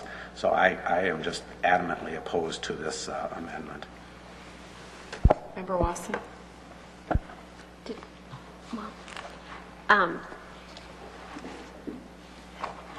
It's an interesting thought, and just right off the bat, I can think of several things. We were asked to make some cuts in December that we postponed, which has affected our budget.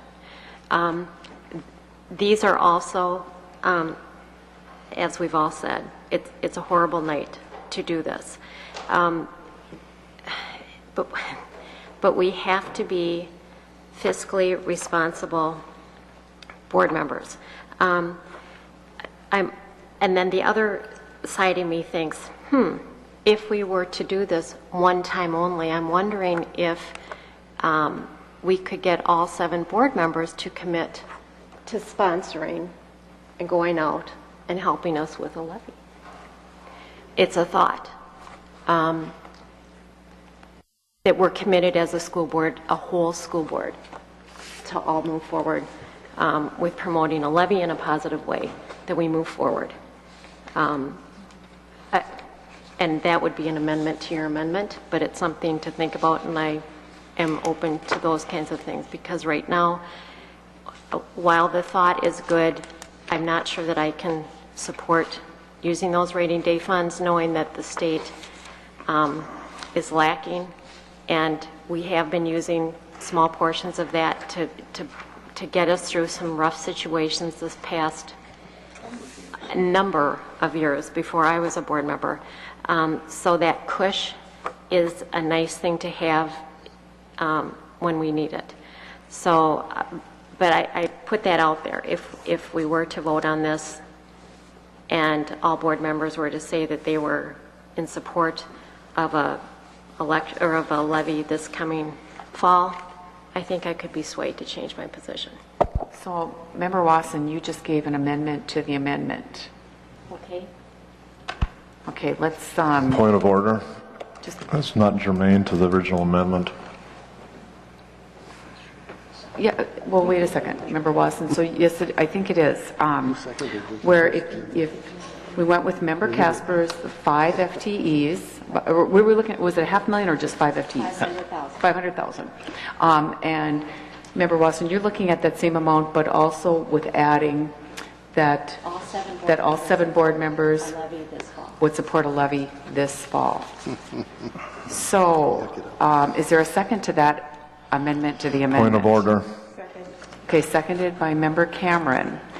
Okay, so we have an amendment to the amendment. Madam Chair, this is a That point of we have order. to- You have to respond to me. I'm just trying to think here, Member Johnston. So now we have discussion on the amendment to the amendment. Correct, go ahead, Member Yes, Johnston. my point of order is that's not germane to this amendment. If she wants to add that to another, an agenda item, that's fine. We're talking about going through and changing the budget slightly.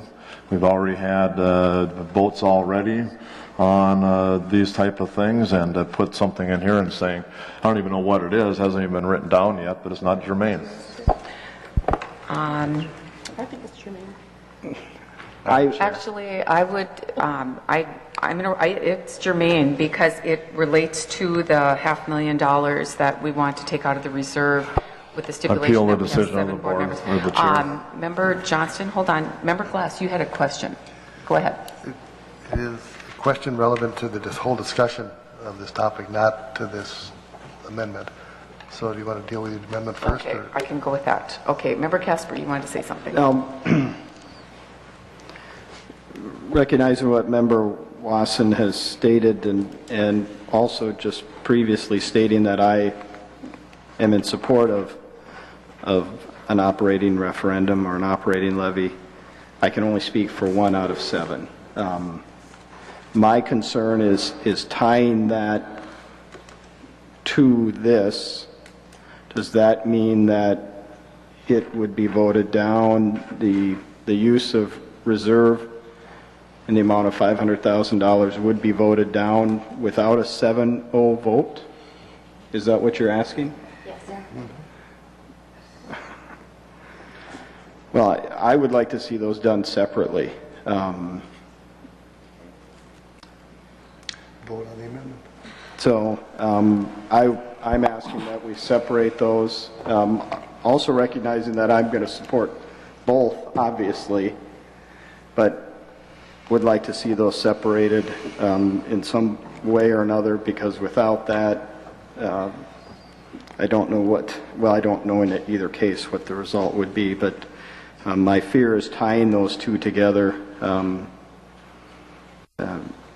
may have a negative impact on, a greater negative impact on the potential of using a portion of our reserve. I've been characterized my 51 years of life as a glass half full guy. And I believe that the district's glass is half full. And this is an opportunity for us to move forward, to show our constituency, to show our community that we feel that there are better times ahead of us, that we feel that we've turned that corner, and we feel that we are here to continue the great work that's happened with our teachers, and for us, in my mind, to throw in the towel and say, we're just going to keep cutting, why even bother trying to preserve some positions, to me isn't the right message that we want to send the community. We want to send the community the message that we believe in you, that we believe that our better days are ahead for this district, and we believe that we can make a difference, and we believe that having teachers in our schools and in our classrooms and our class sizes as small as we can is important to us. And that's why I want your support. I believe that we have that opportunity to support in a small way doing something with this. And I would ask that Member Wasson, if it's possible, to retract that part, bring it separately as a separate vote, recognizing again in both cases I'm going to be voting in support of it, but would like it to see us vote separately on the budget consideration of using the portion that I've discussed now several times in the last 10 minutes or so. So, thank you. Member Grover. Madam Chair, I'm not sure where we are procedurally. We seem to be debating the amendment to the amendment. I would ask that you rule the amendment, Member Wasson's amendment, out of order. It asks, not because it's not germane. I think it is germane, but I think it's inappropriate in that it asks, I mean, we have to think about what it takes to pass an action. A vote of 4-3 will require 7 individually elected board members to take a certain action in the fall. In my mind, it's inappropriate, and a big part of it is that it's unenforceable, and it should be unenforceable. This board should not be able to compel any individual, any one of us as individually duly elected board members, to take a certain action on any issue, either in the short term or in the long term. I just think it's an unworkable and therefore inappropriate thing for us to even be voting on. Madam Chair, I'll just withdraw the amendment. Okay. Thank you, Member Wasson. It's withdrawn. Student representative, John? Just from a student perspective, I guess a simplified student perspective, what Member Casper spoke about, a message for attempting, to preserve some part of this.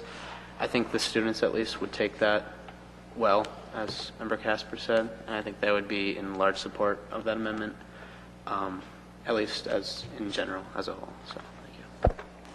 Thank you. Member Glass?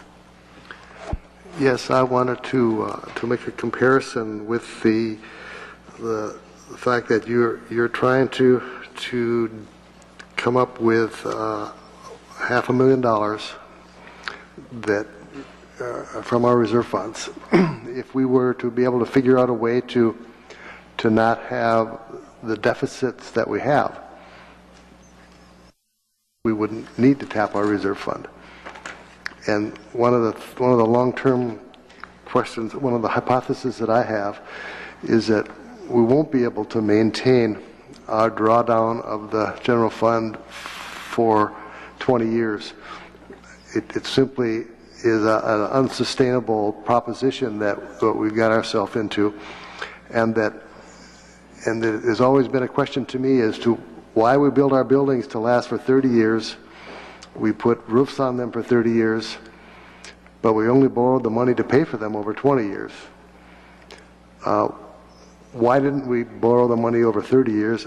And if there's a reason for that, I'd like to know it, because we've got the last 10 years of building use to, in fact, generate some borrowed resources to perhaps compensate for the out of the general fund drawdown. And if we could borrow that money for the 21st through the 30th year, while our roofs are still fully serviceable, with all these new buildings, we wouldn't have a need to draw reserves down. We could just simply diminish the reserve for the deficit by that amount. But let me ask one other question that I asked in that reserve, the meeting last week, and I was going to get answers.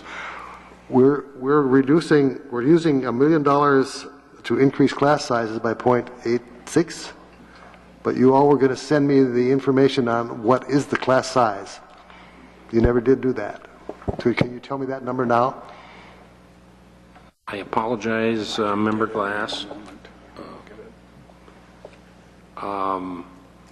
Is there any particular level that I can try to answer for you, or?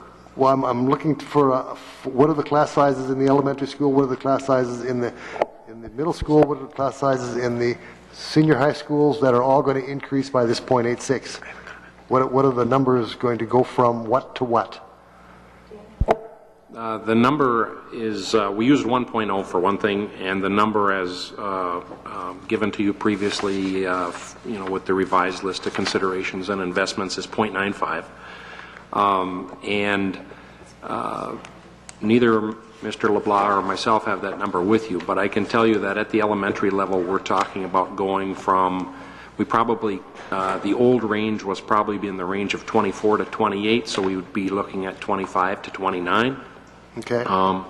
At the middle school, and I'm going to give you a number, but again, there's other positions staffed out of this that don't prior to assigning teachers to classrooms, such as counselors and things like that. But I believe at the middle school, we were probably in the range of, again, we had a range there for different levels. But we were probably around 27 or 28, and so we're therefore at 28 or 29, something like that. And the high school number was 27 and a half or something. Around 27. Again, give us a little error there, and so it went up by one, so 28, give or take. But again, there are other positions funded out of that before you get to the classroom. Okay, so we're in the part where the classrooms are approaching being crowded or more crowded than we would want them to have. So we're still fighting the part of the problem that makes it less desirable for the Duluth school system with crowded classrooms versus our competitors. So we need to figure out a way to reduce those numbers somehow. And so my question to you really becomes, is there a reason why we didn't borrow the money for 30 years rather than 20, other than less favorable interest rates? Or is there still room to borrow some money for the year 21 through 30 that could be used to not draw down the general funds? Member Glass, I don't know if that has anything to do with the budget, that we're to talk about the amendment that It's an alternate to using the Casper, reserve funds. Actually, I don't think that has anything to do with that. What was the alternate? I'm sorry, I didn't understand. Shift our borrowing to 30 years from the current 20. Instead of That 20. would be a major undertaking and very expensive. Yeah, so that doesn't have anything to do with Member Casper's amendment that we were It's an discussing. alternate to presume. So, absolutely. actually, it's not. Did you have any other questions, Member Glass? No? Okay, Member Casper. I will comment briefly. I like the way he's thinking. Okay. Okay, so we're looking at voting on Member Casper's amendment, correct? About taking $500,000 for this. And I just have to say, I would love to do it. I'm just really concerned about, Superintendent, you want to say something? Or? Well, I think first of all, let me say a couple of things. I think number one is, this isn't the first time we've had this discussion. We've been having this discussion the whole time I've been here. First of all, one is making cuts to the general fund and doing this has probably happened, I don't know, how long have you been on the board, Tim? 16, did you say? 14? Still not as old as you are. Well, I'm not asking age. I'm talking about wisdom here in years. I'm in my 16th year. 16 years. Has there been a year that you haven't made budget reductions? Not that I recall, but Okay. maybe Member Cameron can remember. Mary, how long? No, I mean the same. All right. I was just telling Tom. So the reality is we've been making I've been in Minnesota 16 years, and there hasn't been a year we haven't been making budget reductions. We haven't seen cost of living and education for so long. You have to remember we went from the top 10 in public school funding in this country to the bottom third. All right? So first of all, this has been an ongoing discussion of agony in every school district in Minnesota. It continues to be. And second of all, it's why part of the reason when Mr. Martell talks about fund balance changes, it's been thoughtful, deliberate discussion just like this of why we have chosen to use fund balance in the time I've been here with your same discussion to try to avoid cuts year after year after year. That's what we've been doing, and just same discussion year after year after year, because every year we've had those kind of reductions. So I want to make sure I just say that the fund balances have been through this very same process of thoughtful discussion about how to use them, because we got to a point every year we said, wow, we just can't go any deeper. Okay? I guess, first of all, this isn't the last opportunity to do this. The advantage in doing something like this now is exactly people that might leave and get a job elsewhere. All right?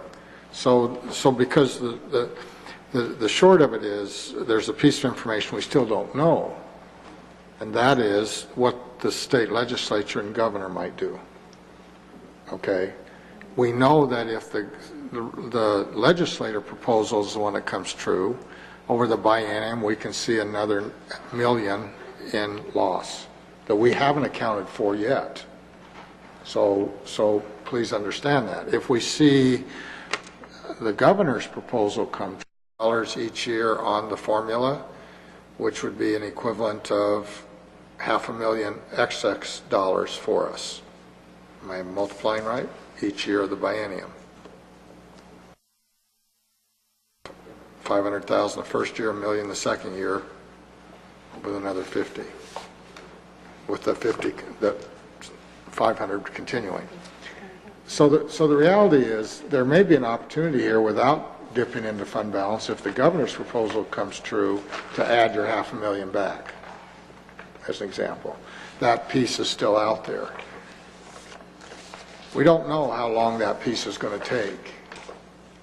Obviously, if they could get through that and get some decision before the shutdown June 30th, then we might, in July, you might be sitting here saying, we could add 500,000 back without touching fund balance as an option.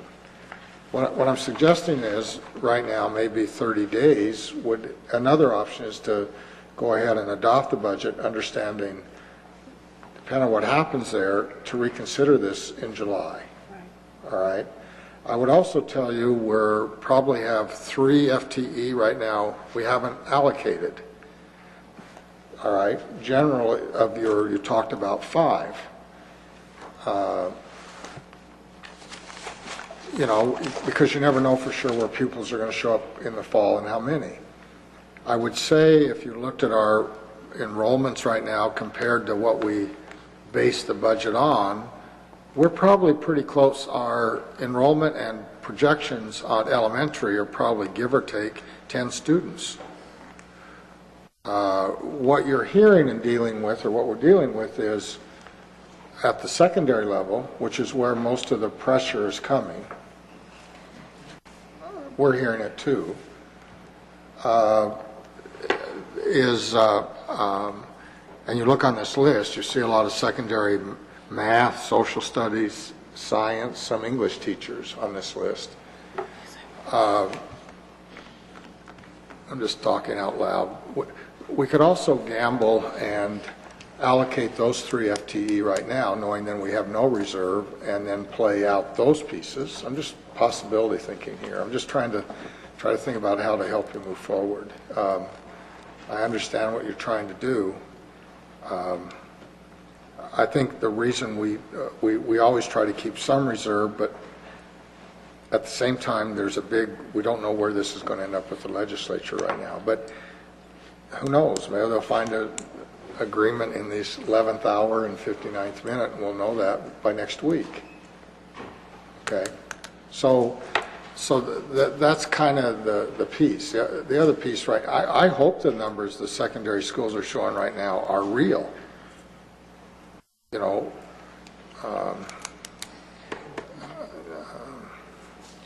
because it would mean more students than what we budgeted on. But I don't know if I've helped you at all, but maybe not, but I enjoyed talking about it. The point is, it's a complex issue. The point is, we've been using fund balance deliberately and thoughtfully to try to stay away from the classroom for the last number of years. My only concern right now, there's a big question mark out there, and that's what the legislature might do. All right? So I would suggest that this could be a continued conversation depending on what happens tonight is all. Another piece to that.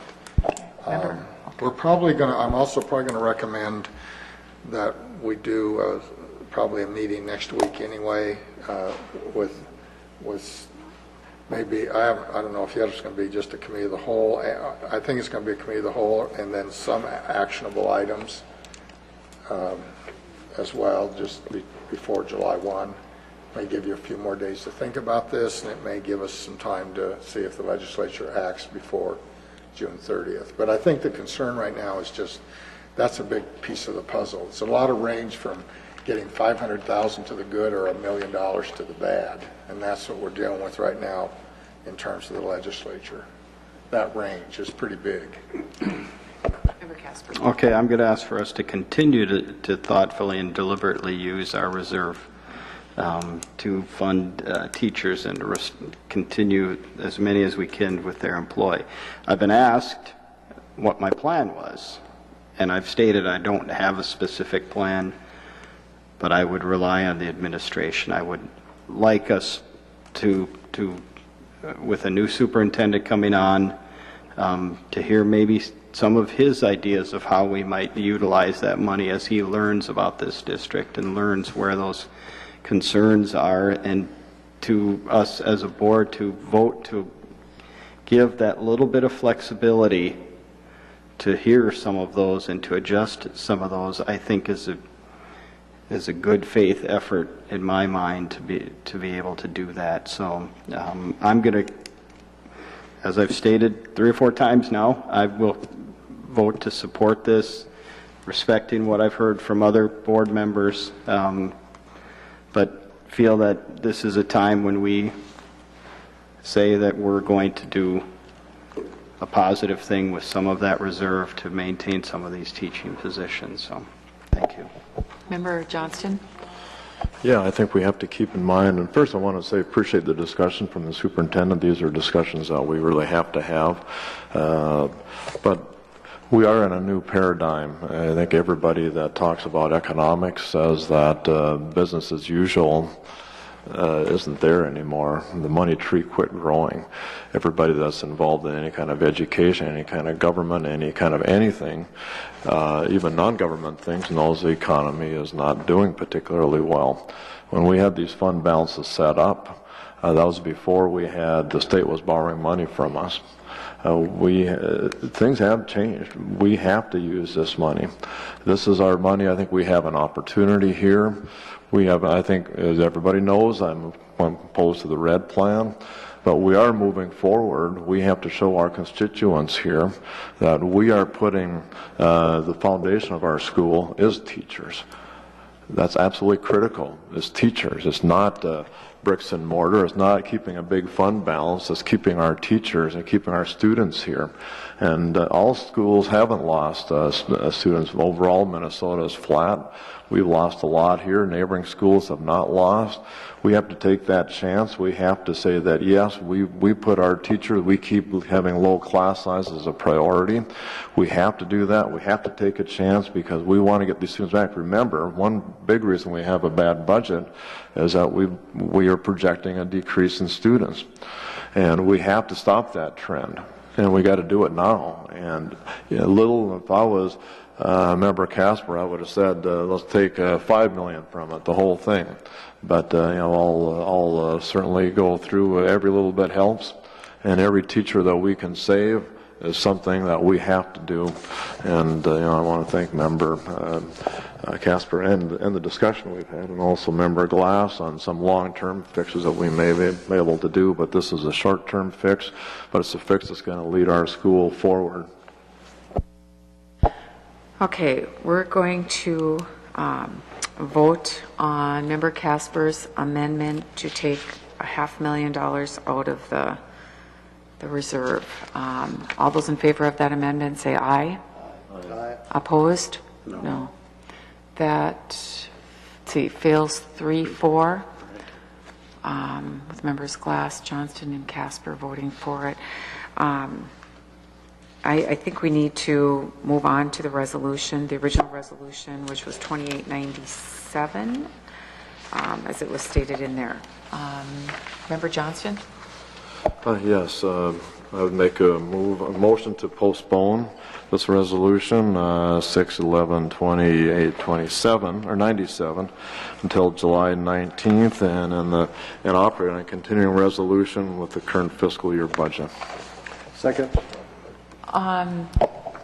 Okay, go ahead, Member Grover. Oh, well, let's see. So that was a motion to postpone the adoption of the fiscal year 12 budget, and seconded by Member Glass. Until July 19th was Until the July next scheduled 19th. board meeting. Thank you.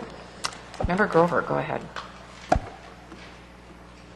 I'm not sure if I totally understand the motion. Got to make a note it was seconded by Member Glass. Because it also said, I mean, we're not Congress, but I did hear the term continuing resolution, which means that we actually, by law, we have to adopt a budget by state statute by June 30th, and the motion suggests that that budget be a carbon copy of the FY11 budget.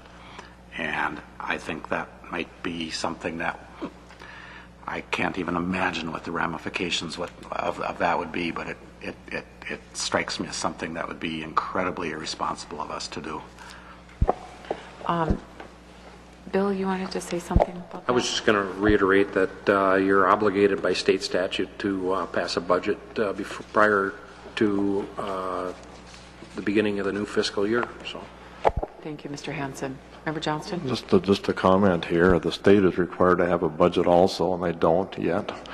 The federal government that I worked for last year was a year behind on our budget. And yes, this is, to me, it's irresponsible to go through and be cutting 25 teachers. That's irresponsible. And we have to take some bold moves here, and I'm saying yeah, I don't know what a continuing resolution is either, but all I want to do is I want to keep people being paid. I want to go forward. I want to have us think about this, and when the new superintendent gets here and reconsider this whole thing, and that's why I put the motion on. Yeah, good point with the state not passing a budget. Okay, Member Grover, go ahead. Just a thought about the new superintendent. I think any new superintendent would be kind of dismayed to say, oh, and by the way, we didn't approve our budget on time. So what do you want to do? And I mean, that just floors me, that suggestion. Okay, thank you, Member Grover. Okay, we're going to vote on was it an amendment, right? For postponing this to July 19th. All those in favor say aye. Aye. Opposed? No.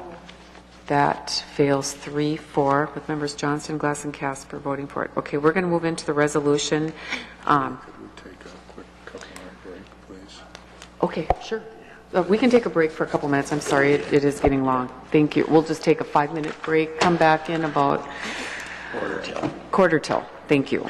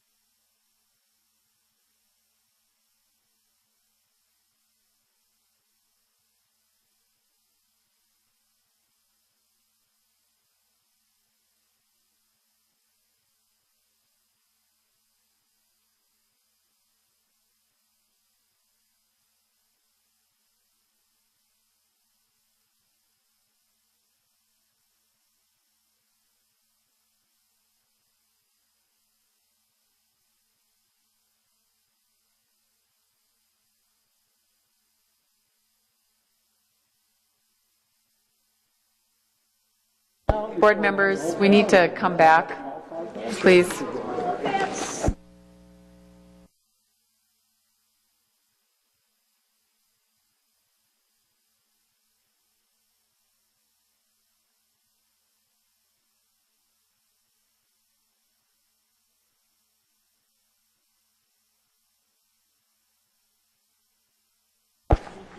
Thank you, board members.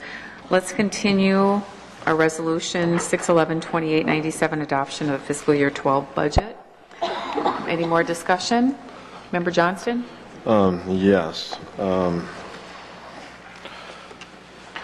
Again, I think that there's other alternatives we can do here. I brought up several in the past. I'll probably say those again.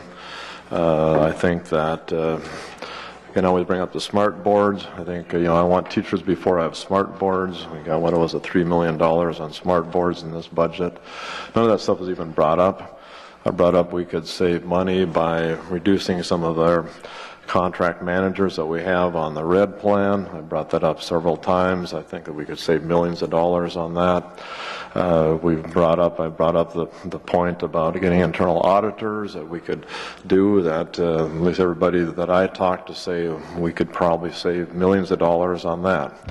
All these have been rejected, and so we're left with this budget. Again, based on declining enrollments, I think we have to start thinking outside the box. What Member Glass said about spurring spurring ideas here, thinking outside the box.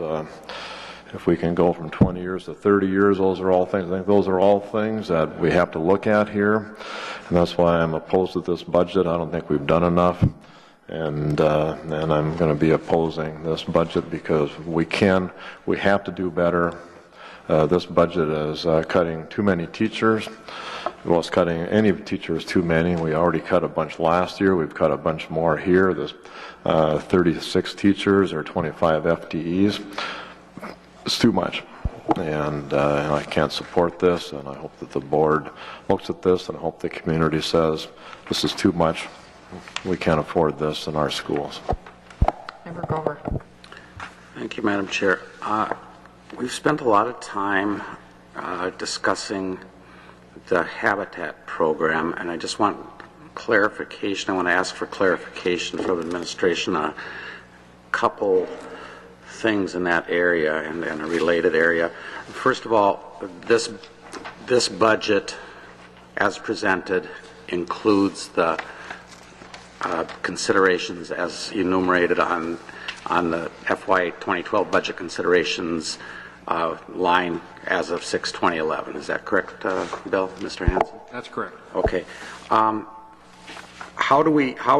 We're keeping the Habitat program, though. I know there are some conditions, some anticipated changes in the program, but it's expected that program will be at Denfeld this coming year. How are we going to save there's still $26,000 savings from that program?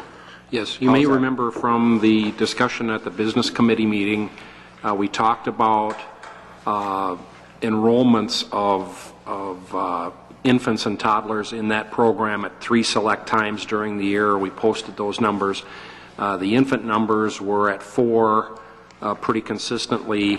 The toddler numbers ranged between 7 and 10. And that's significant because there's a staffing mandate or a staffing cutoff. One care provider can take care of 7 toddlers. And what we did to create these savings was, you're correct, we did maintain the program, but we are capping the program at 7 toddlers and staffing that one person. And so we're taking one person out, and we will lose some revenue along, with that.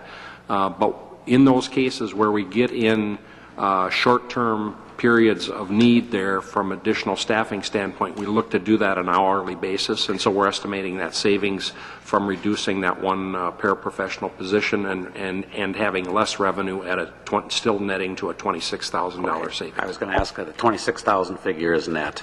Then, okay, thank you. The other piece of that I wanted to ask about is the Kinder Corner STC program.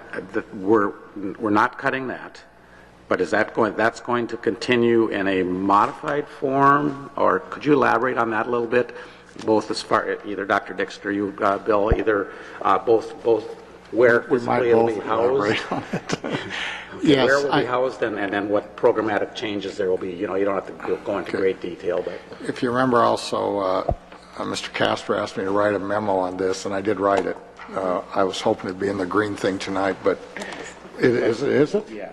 Whew. Oh, okay. So I hope that elaborates both programs somewhat. But in answer to your question, first of all, yes, it will continue.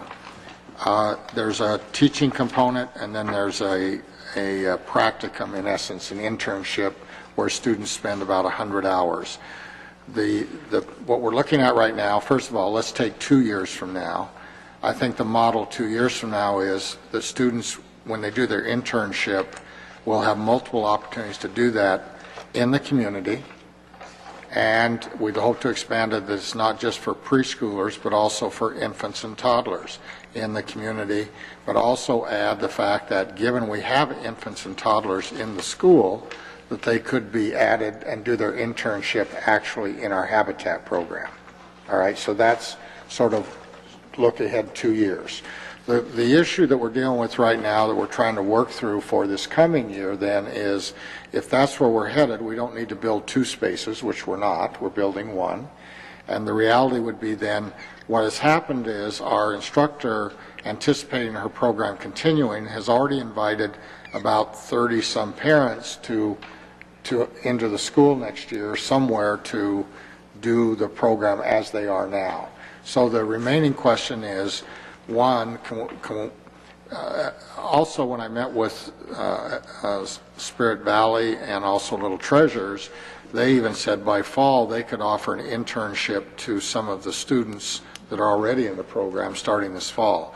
So I think the next discussion, Mr. Grover, is just trying to say we could probably still make some modifications and see how many of these students we could provide a site-based program in the fall. The issue is that these 30 parents are assuming right now that they could come, as we have in the past, and get child care 3 days a week for 2 hours. All right. So I've also said, well, maybe in the short term we could find some way to house that program for 1 more year, and that's what I'm working on right now. Or we're going to need to say to those parents, this is still June and August, and we're going to move to the model we envision 2 years from now, this coming fall already. They would just have to find appropriate daycare for those. So that's still a possibility. Yes, it is. I think Okay. that's the discussion. That's the remaining variable. The teacher would like us, if possible, to find a spot and just continue with those that have signed up. But I think that's a conversation we have to have. I already know where I've had many, at least 2 already, and some others contact me to say, we'll be glad to provide internships in community-based child care facilities around the community. So that's where we are as of today. Okay. Thank you. Thank you. Member Johnston? Yeah, a couple other comments I have on this budget is I realize that the handout that we got on both email and handed out tonight hasn't changed since March 11th. I mean, there was one added column on there for today's date on it.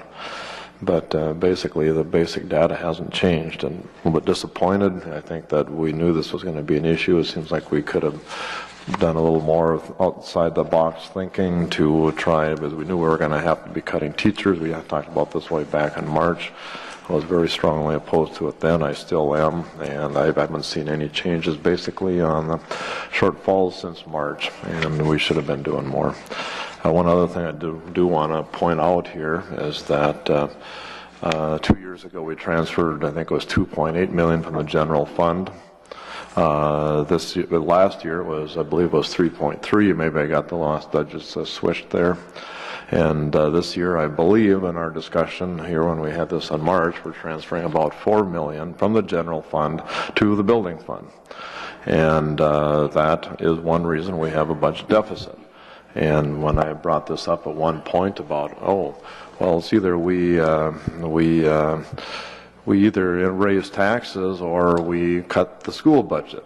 Well, public in Duluth was not told that. They were told that, oh, this was a real economical plan, that money was growing on trees. Well, now the truth comes out is that this thing is, one way to get this is to what we should have done, and being honest with people, is that, yes, either the taxes have to be raised or teachers are cut. This budget is taking the teachers are being cut, and that's the wrong way to go, and I'm opposed to that. Member Grover. Thank you, Madam Chair. I just wanted to address something to Dr. Dixon with support, of course, of Mr. Hansen and multitudes of others within the school district. Keith, this is the sixth budget you've brought forward to us, and that's not even the right way of putting it. The sixth budget that you've worked with the board to bring to the point of passage, and I just want to compliment you. From the day you got here, the budget process has been open, and you and your fellow administrators have been responsive and straightforward, not pulling any punches when it was necessary to not pull any, and I just hope that in the future we are able to continue with such an open and receptive and responsive process, because it's coming back to my tenure on the board. This has been as every year it's been as good as I've ever experienced as far as the ability for a board member to have meaningful participation, and the way you have reacted and worked with the DFT and our other bargaining units has been just praiseworthy, and I really appreciate it. Thanks. Thank you, Member Grover. And I just do want to say something. This is my fourth year doing these setting this budget, and every year we've had to cut many millions, and it's horrible, and it's throughout the state. When I read the last week, a whole bunch of districts throughout the state have been doing the exact same thing that we are, because of whether it's declining enrollment, higher costs of electricity, of other costs have gone up, and the funding has not matched that. In fact, the funding has been cut. But one of the things that I just want to mention is how much we have kept cuts away from the classroom in the past years. We have cut the things, and I know Mr. Leiter is going through now cutting. I mean, a lot of the custodial staff is being cut. We are keeping things as much away from the classroom as we possibly can.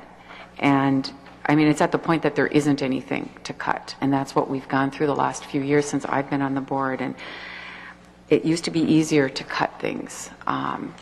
It's very difficult. And like I said, everywhere in the state is going through the exact same thing that we are. And I'm very thankful that we have, as much as we can, kept it away from the classroom, but there's a point, and I do want, of course, we have to adopt the budget, but I know in July, maybe once we know, maybe even by next week, we'll know something, as you said, Superintendent, with the legislature and the governor, because it could be very dire what could happen if we get cut even more. I don't know what will happen, but I'm hoping, I'm looking positive that maybe things will come about, at least by July, so we'll be able to maybe have some more money to put into the classroom. So anyway, I think we're ready to vote on this resolution. All those in favor say aye. Aye. Opposed? No. That passes 4-3, with members Casper, Johnston, and Glass voting against it. Okay. Member Grover, continue, please.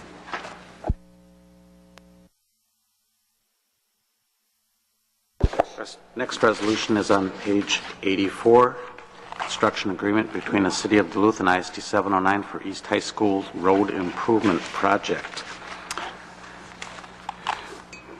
Be it resolved that the board authorizes the board chair to execute this agreement and easement granted to the City of Duluth relating to this agreement.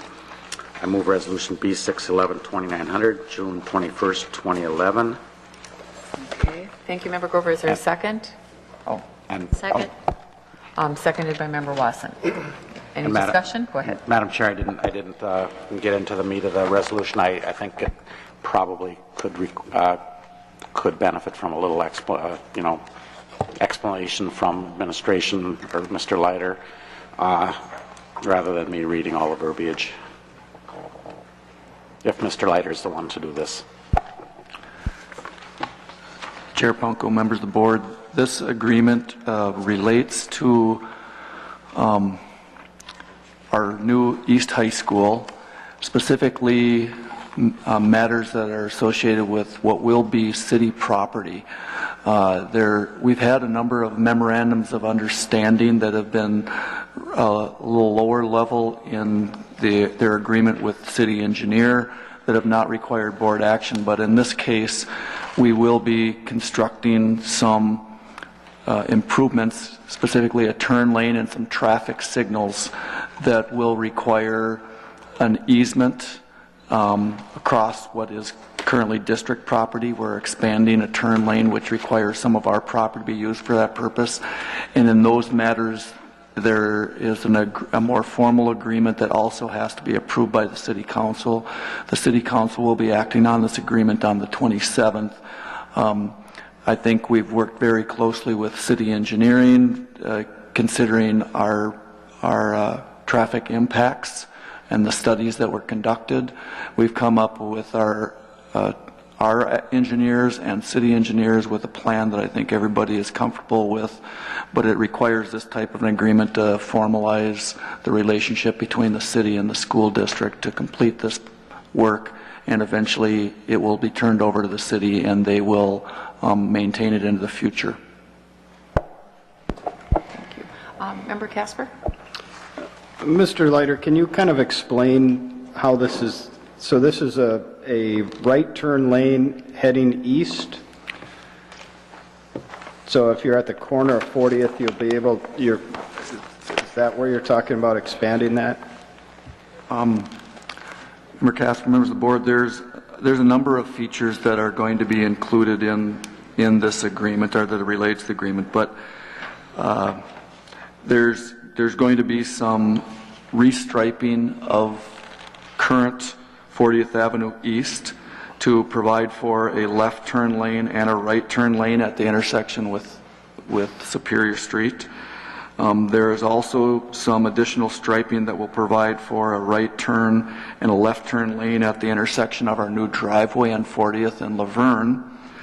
Heading west on Superior Street at the intersection of 40th, we're extending the left turn lane to provide for more traffic that can stack up to turn left onto 40th and still provide a right turn through lane on that. But it is the turn lane that is eastbound on Superior Street at the intersection of 40th that there wasn't enough room within the existing paved surfaces to create striping that would allow for the length of turn lane. So we're actually creating a wider street on Superior Street at the intersection of 40th Avenue, and it allows an additional number of cars to be lined up there to make that right-hand turn, and also a left-hand turn heading north on 40th and continuing east on Superior Street. And then there's signage, there's striping, and there's also a traffic signal. There will be a new traffic signal that the district is providing that will improve the pedestrian crossing safety, the ability for right turn and left turn signals at that intersection. It will also have a higher level of accessibility function than the prior turn signals did. So my understanding then is we're going to have a dedicated right turn lane at 40th going towards the lake. Heading south on 40th, correct. All right. So in essence, we're going to then be moving our sidewalk, the sidewalk that's currently there, closer to the building. Correct. On the Superior Street side. That's correct. So I just have a concern with the pedestrian who's walking on that sidewalk who has to cross that street, especially during times of school in, school out, as well as the students who are walking with a right turn lane there, which many of us drive going into a right turn lane. So I'm just expressing concern with that, and hopefully we have it properly marked. I'm also going to bring up the fact that we all got letters from a neighbor in the area expressing concern over that railroad crossing that will be unrestricted just to the south of the school as well. Last week or the week before, the City of Superior and the City of Duluth had sting operations. It was on the news, in the paper, on people who were running railroad crossings. In Superior alone, in a very small period of time, they ticketed, I believe, somewhere around 20 people who, after the lights had gone up, and in many cases, even after the arms had gone down, were winding through that. So my concern is that we are not going to restrict that railroad crossing, recognizing it isn't a freight train moving through there, it's a scenic train at a much reduced speed, but that potential for getting involved at that location has significantly increased now that we have a high school there. And I would encourage us to further develop a plan on how we might be able to restrict that, recognizing that the rail authority doesn't want to pay for it and the district doesn't want to pay for it, but at some point one of us might pay for it. So expressing concern that right now we just have crossing lights there, and when school's in, school's out kind of thing creates the potential of some hazardous activity at that site. So, Member Glass. Are you planning any changes at London Road and 40th? Member Glass, no, there are no changes to the signals at London Road and 40th. None were required by our study or working with MnDOT or the city engineer. So you don't see any increased traffic need for that, for any changes there? Is No. this a survey that's made public? Do we have a copy of it? Yes, the traffic study was part of the EAW that was completed for the site, and it was updated with additional city engineer input in December, and certainly can make a copy available too if you want to look at it, but it is already a public record. So what, you haven't shared it with us yet? I think it was part of the EAW worksheets that were shared with the board and that they were on our website. But including the updates? I don't recall how the updates were communicated, but I can provide you with a copy of that if you like. Did that include concerns about the railroad track and the crossing? It considered all traffic impacts relative to the traffic and also movement of pedestrians. I think the improvements with the signal and crosswalks and the sidewalks, to respond part to Member Casper's, we will have an intersection, controlled intersection, that'll be safer than it was when it was operating as a middle school. And we will be looking at that pedestrian traffic at a time frame that's not during the rush hour where it was as a middle school. There really was very little concern on the part of the traffic engineers and experts relative to the railroad crossing. I guess this is the highest level of concern that I've heard being expressed. There aren't any sidewalks crossing it. There is a traffic light at London Road that also has an impact on people's desire to try and get around something to make a light on 40th. So it seems that that concern isn't there on what I consider the experts' perspective. Well, there is more than the scenic railroad that runs through that area. And as you recall, they store boxcars and other things in the winter in that area that is part of the traffic that runs through there. And on occasion I've seen trains coming down from two harbors that are in fact freight trains. So it's not just an occasional scenic train that you're dealing with. So I'd say you better err on the side of safety.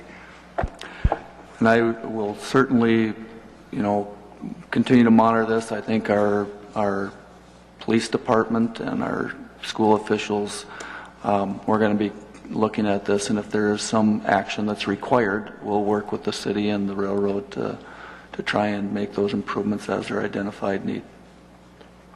Thank you. Okay, Member Johnston. I was talking to Mr. Leiter over break there, and he told me all the work he's been doing with the city on this, and it sounds like I've been doing a pretty good job. And I've heard that from the city too, so again, I just wanted to compliment you on the work and getting this done and trying to address the concerns, even though we've got a couple here that are still there, but it looks like you're doing a good job of keeping this strapped together, so thank you. Thank you. I just want to weigh in on this, living not too far away. I've had kids go through middle school there. There was never any concern about middle schoolers, all those years that it was a middle school since 1950 something. So I'm sure I know I saw the AW. I don't think it's real, be very much of a concern. So I can see why they came up with that. Okay, we're ready to approve this resolution, B611-2900. All those in favor, say aye. Aye. Opposed? Okay, that carries unanimously. Okay, Member Grover, continue. Next resolution is found on page 98, authorizing the purchase of real property located at 3132 Graceland Place near Congdon Park Elementary School. And we all received information at our places on the purchase price, which will be made public if and after the board approves this resolution this evening. I'll skip down to the be it resolved. Therefore, be it resolved that the board hereby authorizes the purchase of real property located at 3132 Graceland Place, and then the legal description of the property follows. Be it further resolved that the board authorizes the school board chair to execute a purchase agreement and all other documents required for closing this purchase transaction. I move resolution B0611-2899 dated 6/21/11. Thank you, Member Grover. It's been moved by Member Grover, seconded by Member Wasson. Is there any discussion? Seeing none, all those in favor of this resolution say aye. Aye. Opposed? No. Okay, that carries 5-2 with Members Johnston and Glass voting against it. Okay, Member Grover, continue.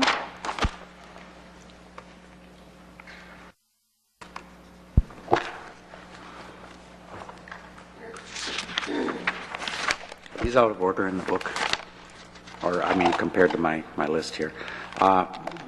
Is the next one the amend Job Z zone? Yes. Okay. Yeah. They're out of order on the sheet here. Yeah. Okay. The next resolution is found on page 99. Local resolution to amend Job Z zone, subzone of approval to amend the job opportunity building zones in St. Louis County, City of Duluth, Public School District 709, Minnesota.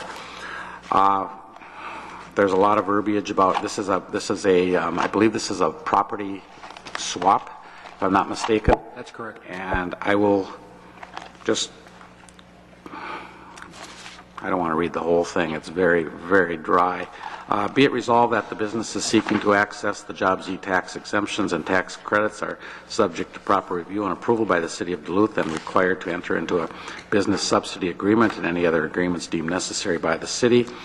Be it further resolved that the Duluth Public School District 709 agrees to provide all of the local tax exemptions and credits required and provided for under the Job Opportunity Building Zones, Job Z legislation, and agrees to forego the tax benefits resulting from the local and state tax exemptions and credits provided under the Job Z legislation.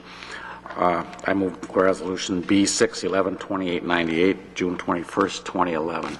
Thank you, Member Grover. Is there a second? Second. Seconded by Member Wasson. Is there any discussion? Member Glass? Yes, I noted that the map you provided is directly adjacent to the Minnesota Power Service Station. Do you know what the intent of moving this job zone is with regard to its use?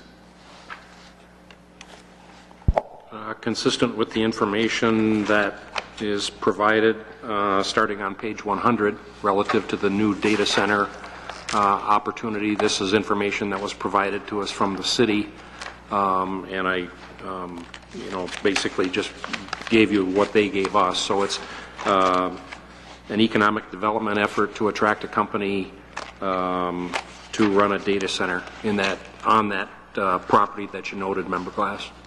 So does that include Minnesota Power or not? It does not, no. So it's an independent operation? That's correct. As described in this new exhibit? Okay. Thank you. Mr. Hanson, I just have a quick question about this. Is this the type of thing, I know, do we actually lose money on this as a school district? We lose some revenue? We do not. Our tax levy will be spread across taxpayers, per practice. And I guess the only thing is we wouldn't have been spreading our levy across X number of acres of Job Z land. And if there's any future development on the parcel that's being given up, then, we will again spread our levy across a slightly bigger area. But in this case, there's, I guess that determination was essentially made before when the Job Z zones were initially created in that sense. So. Okay, thank you very much. Okay, we're ready to vote on Resolution 611-2898. All those in favor say aye. Aye. Opposed? Okay, that carries unanimously. Member Grover? Final resolution is found on page 105, resolution for the classification of fund balances. Whereas the Board of Duluth Public Schools will adhere to the reporting requirements as set forth by the Governmental Accounting Standards Board, GASB Statement 54, fund reporting and governmental type definitions, and whereas the district will categorize according to the following components: non-spendable, including but not limited to inventory, prepaid, restricted, in parentheses, external restrictions, committed, defined as imposed by resolution, and assigned, defined as general intent for specific use, and unassigned, defined as residual. And whereas the board further delegates authorization to the Director of Business Services and/or their designated to identify intended uses of assigned funds, and whereas the board further establishes the order in which fund balances will be spent when multiple balance types are available for specific purpose, committed, assigned, and lastly unassigned. And whereas the board previously established a fund balance policy protect against the need to reduce services levels because of temporary revenue shortfalls or unpredicted expenditures. Now therefore be it resolved that the Board of Duluth Public Schools, in accordance with the provisions of GASB 54, commits a portion of its June 30th, 2011 general fund balance forward for fiscal year 2011-12 as follows. Severance insurance premiums is the one thing listed there. Be it further resolved, when it is appropriate for fund balance to be assigned, the board delegates authority to the Director of Business Services or their designee. I move resolution B611-2901 dated 6/21/11. Thank you, Member Grover. Is there a second? Second. Seconded by Member Wasson. Is there any discussion? Member Johnston? Yeah, what's the implications of this, if any? Basically, the GASB pronouncement basically provides, I guess, a more fixed structure and a more detailed structure for how we present our fund balance information, not only for us, of course, but for all impacted school districts. And I think it just goes to standardize things in general. We did share with board members our own, Mr. LeBlanc put it together, a presentation of just using last year as an example, how we presented our fund balances in the financial statements and how we would present those same fund balances under the new rules. Hopefully that allowed you to see really that there aren't a lot of significant changes. Again, some of the discussion we had at the business committee meeting related to my authority to create those assigned fund balance accounts. And but again, I don't, we've had this authority more or less implied as long as we're doing it consistent with accounting rules, and so there's not really a big change there in that regard, but that does create that, does speak to that one specific category of assigned fund balances. So.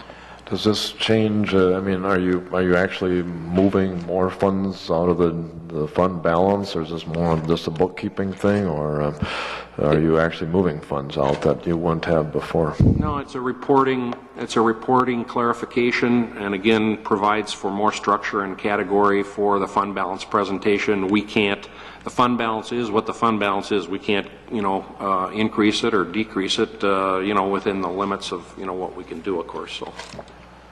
Okay. Member Glass? What dollar value are you going to have for your severance insurance premiums?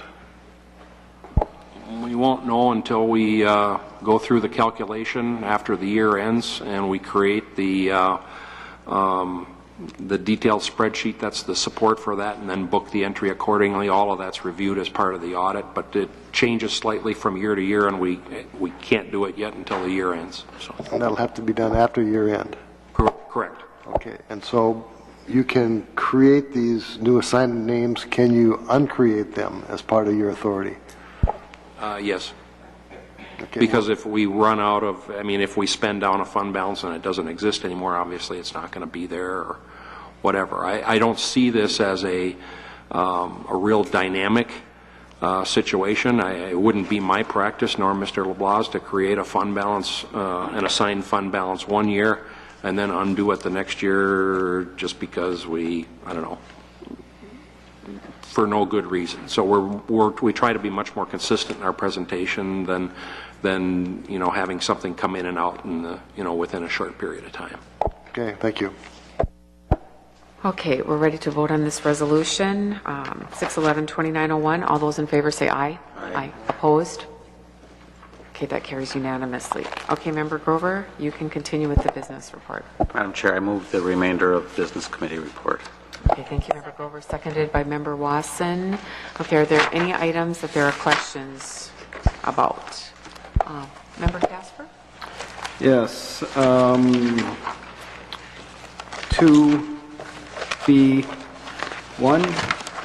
2B1. 4C1. 4C1? Yep. And 6D. 6D? Yes. Okay, Member Johnston? 1F. Wait. 1F. 2A3. 2A3. Separate vote, and 2A4 separate vote. Okay, so you want 2A3 and 2A4, a That's separate correct. vote. And 6I. 6I. Okay. That's it? Member Grover? 1E. 1E.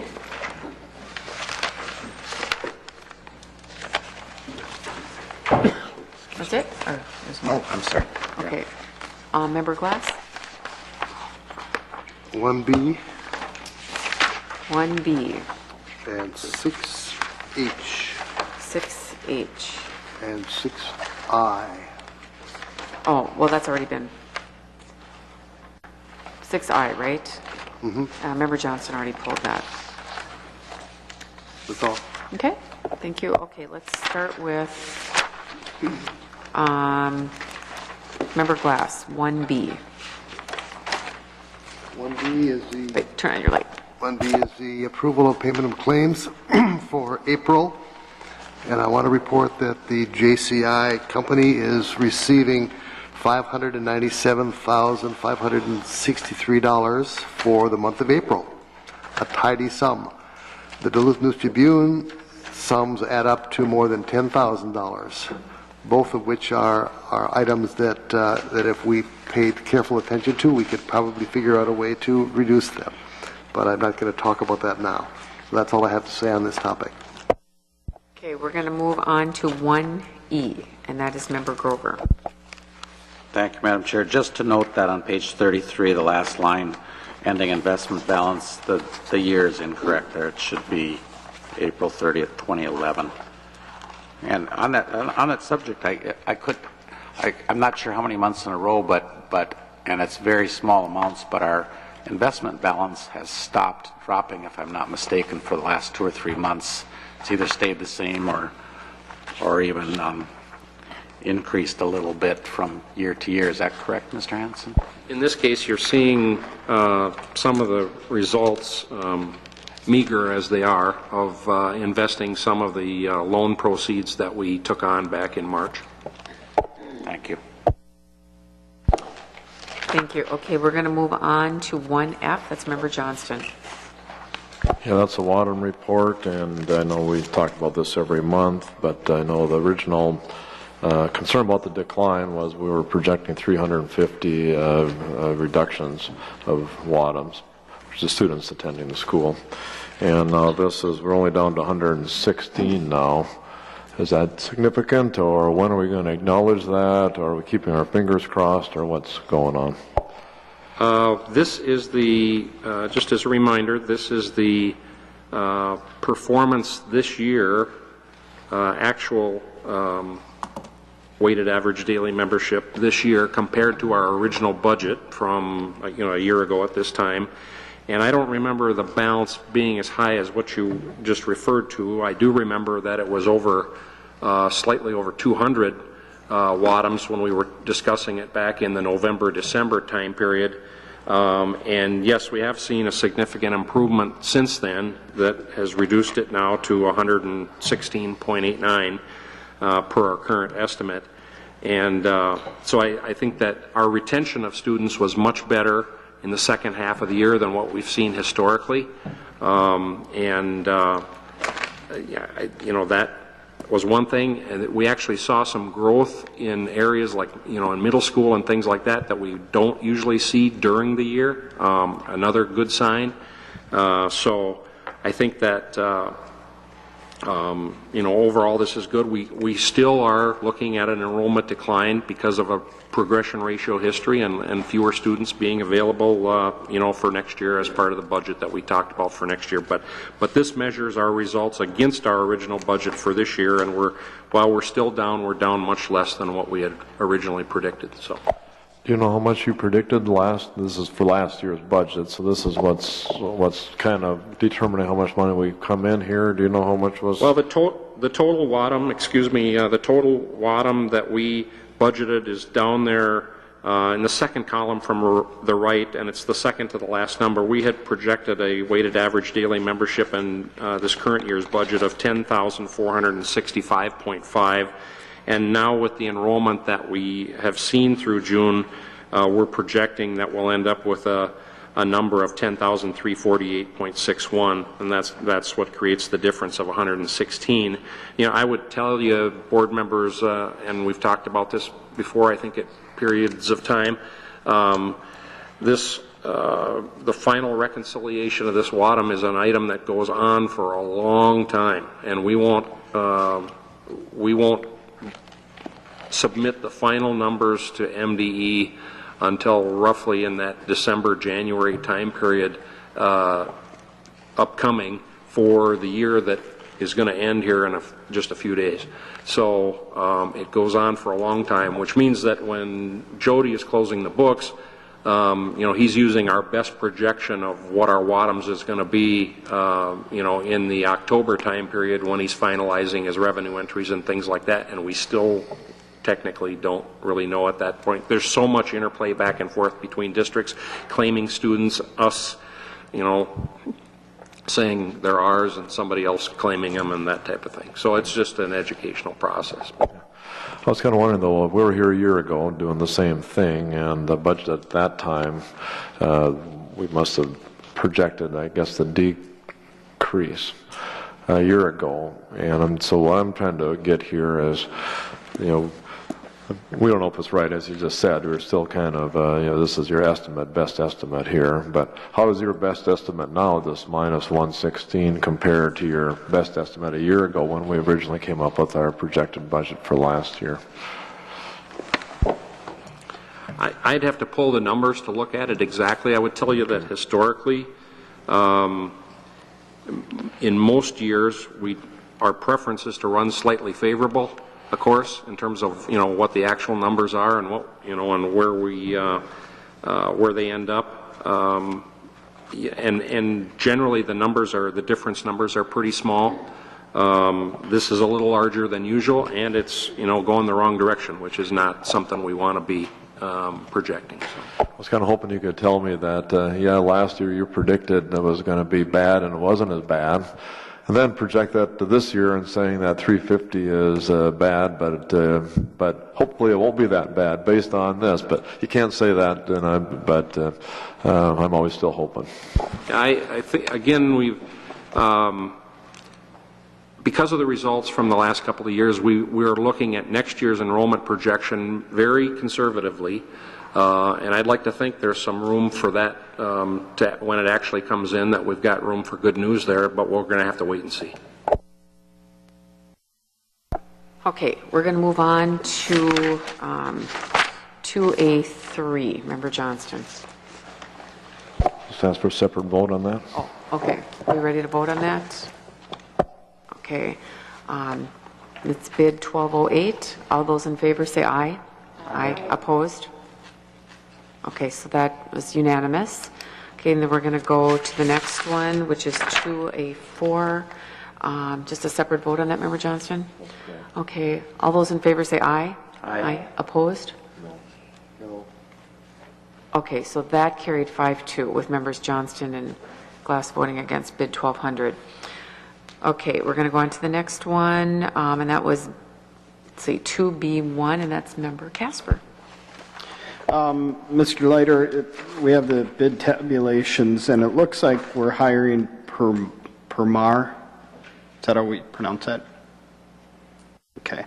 For $11,000 to provide security.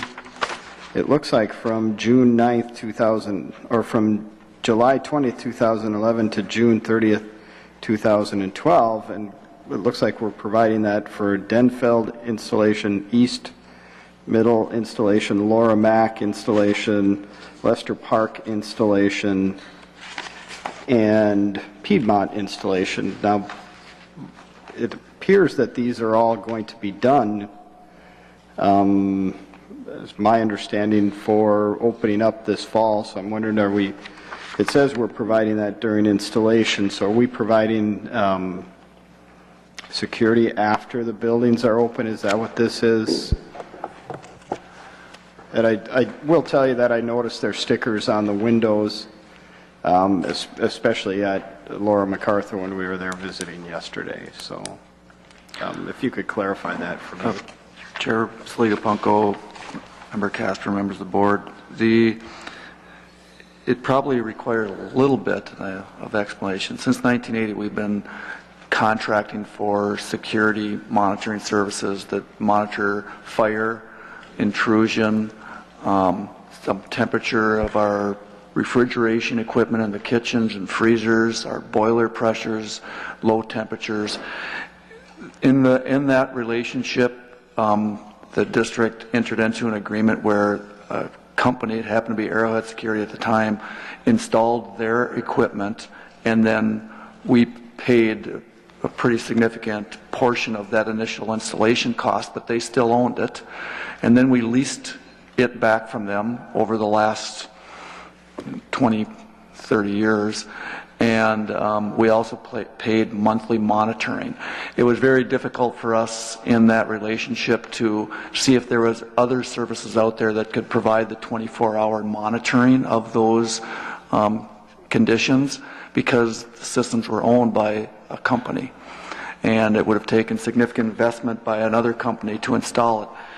So it happens that when we found ourselves in the situation we do right now to build new buildings and install this equipment and own most of it ourselves. So most of the motion detectors and sensors and stuff, fire alarm systems in our building, we own. This is going to provide we went out for bid then based on the fact that we own all the equipment, but we still need somebody to monitor it for us 24/7. And the only thing that is being provided as part of this installation is the individual monitoring company then comes in and it it installs equipment that allows our devices, our motion detectors, to then, for example, to communicate with their central monitoring station. And then also the pads, the keypads that also allow us to arm and disarm the system. I can tell you that we used to pay close to $80,000 a year for the lease and monitoring. As you compare it to these costs right here, we're looking at $800 a month just for the monitoring going forward. So it's substantially reduced since we're no longer renting it. And the $11,000 is providing the installation of some of the equipment that they're going to have to install to receive those signals from our equipment. I hope that answers. Thank you. Okay, let's move on to, let's see, 4C. Member Casper again. I see we're leasing space. Do we expect that to be a long-term lease for furniture storage? Is that sort of through this transition? Just kind of looking for if that's an expected ongoing cost or... Good question. Member Casper, this is actually authorizing Bill Hansen to approve additional month-to-month extensions. We've been leasing this space, about 10,000 square feet, for the last year when we closed buildings and we had a lot of contents, furniture and the like that we needed to store that exceeded the Garfield facility that we have.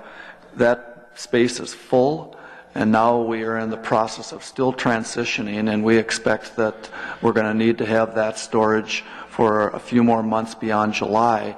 We're hoping that as we get into our school year and things really shake down, we know what we're going to keep, what we're going to sell, what we need to store long-term as kind of a backup contents, that we'll be able to get it all into our own facilities, especially when we have some other buildings that have now emptied and perhaps haven't sold. We'll be able to use those as well. But this is a really good facility. It's got a loading dock. It's easy to get in and out of, and it's something that we want to continue for a few more months. Okay, thank you. Okay, moving on to the next one was 6D. Member Casper again. Mr. Leiter again. Are we on schedule? We are, I'm assuming you're, Member Casper, you're referring to the long-range plan and the completion of our schools? Specifically with this question, the 5 that are the anticipated opening this fall. Yes. Meeting weekly and in contact daily with all of our teams.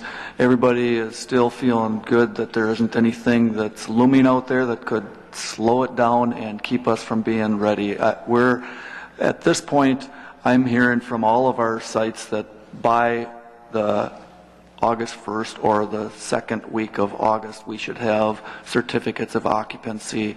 And at that point, not only will we have our contents moved into the buildings, but we'll be able to allow staff to come in to start setting up. And so that is what I'm hearing right now. Everybody is working overtime, not at our cost, but I mean literally to make sure that all this work is being accomplished, and it's looking good. Okay. Then specifically, Grant, you know, the projection was that school was going to open fall of 2012. I believe that this would be Nettleton's final year of occupation this upcoming school year. Are we still on schedule for a fall opening at Grant? I know we haven't done bid documents yet on it, and just wondering where we're at with that. Chair Sliapunko, Member Casper, members of the board, at this point we haven't determined that a schedule change is required. I think your observation is fair and good, that we're later than we were anticipated for getting the drawings out and the bids awarded on this project, but until I hear from our construction managers and John's Controls that the schedule that was planned can't be met, I guess I can't really comment specifically in response to that. Okay, thank you.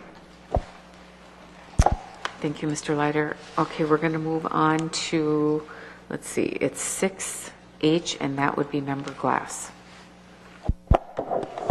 Yes, I noted that we're going to renew the contract with Eichel and Schilling, and I would just feel that I was disappointed in their last report where they claimed that our health care costs were under control and not to worry about, and they failed to recognize a $2 million increase that somehow escaped their purview.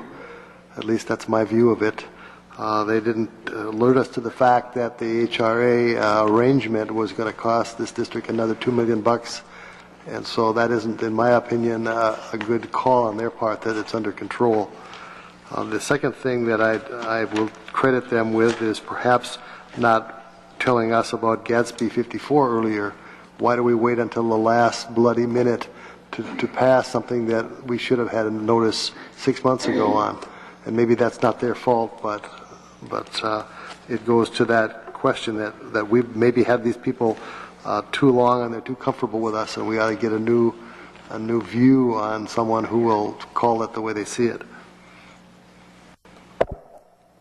I would just like to confirm for the board that we have been in discussion with Eichel and Schilling relative to GASB 54, as we would be with them with any other pronouncement and change. We depend on them for their information that they can share with us. The natural way that these things work is you can act months ahead on GASB pronouncements, implement something consistent with how you read the pronouncement at that point in time. I wouldn't suggest that as a normal course, because what generally happens in the weeks and few months leading up to the effective date of the pronouncement is that there is more clarification given from interpretations from bodies that we want to make sure that we get to weigh in on this. And so it's the way we've chosen to do it. And again, hopefully it's with a much better understanding than we would have had many months ago. Thank you, Mr. Hanson. We'll move on to 6I, and that's Member Johnston.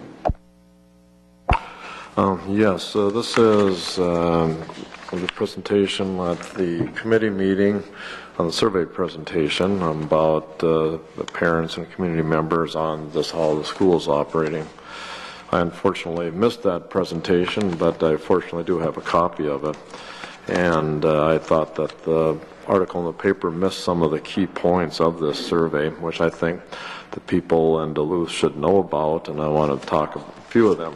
There's a pretty big, massive PowerPoint on this, which all the board's seen, but the city hasn't. And just a couple of the things. One of the questions was, has the board administration spent money effectively and efficiently? And the disagreement is now at 55% on that, up from 39% 4 years ago.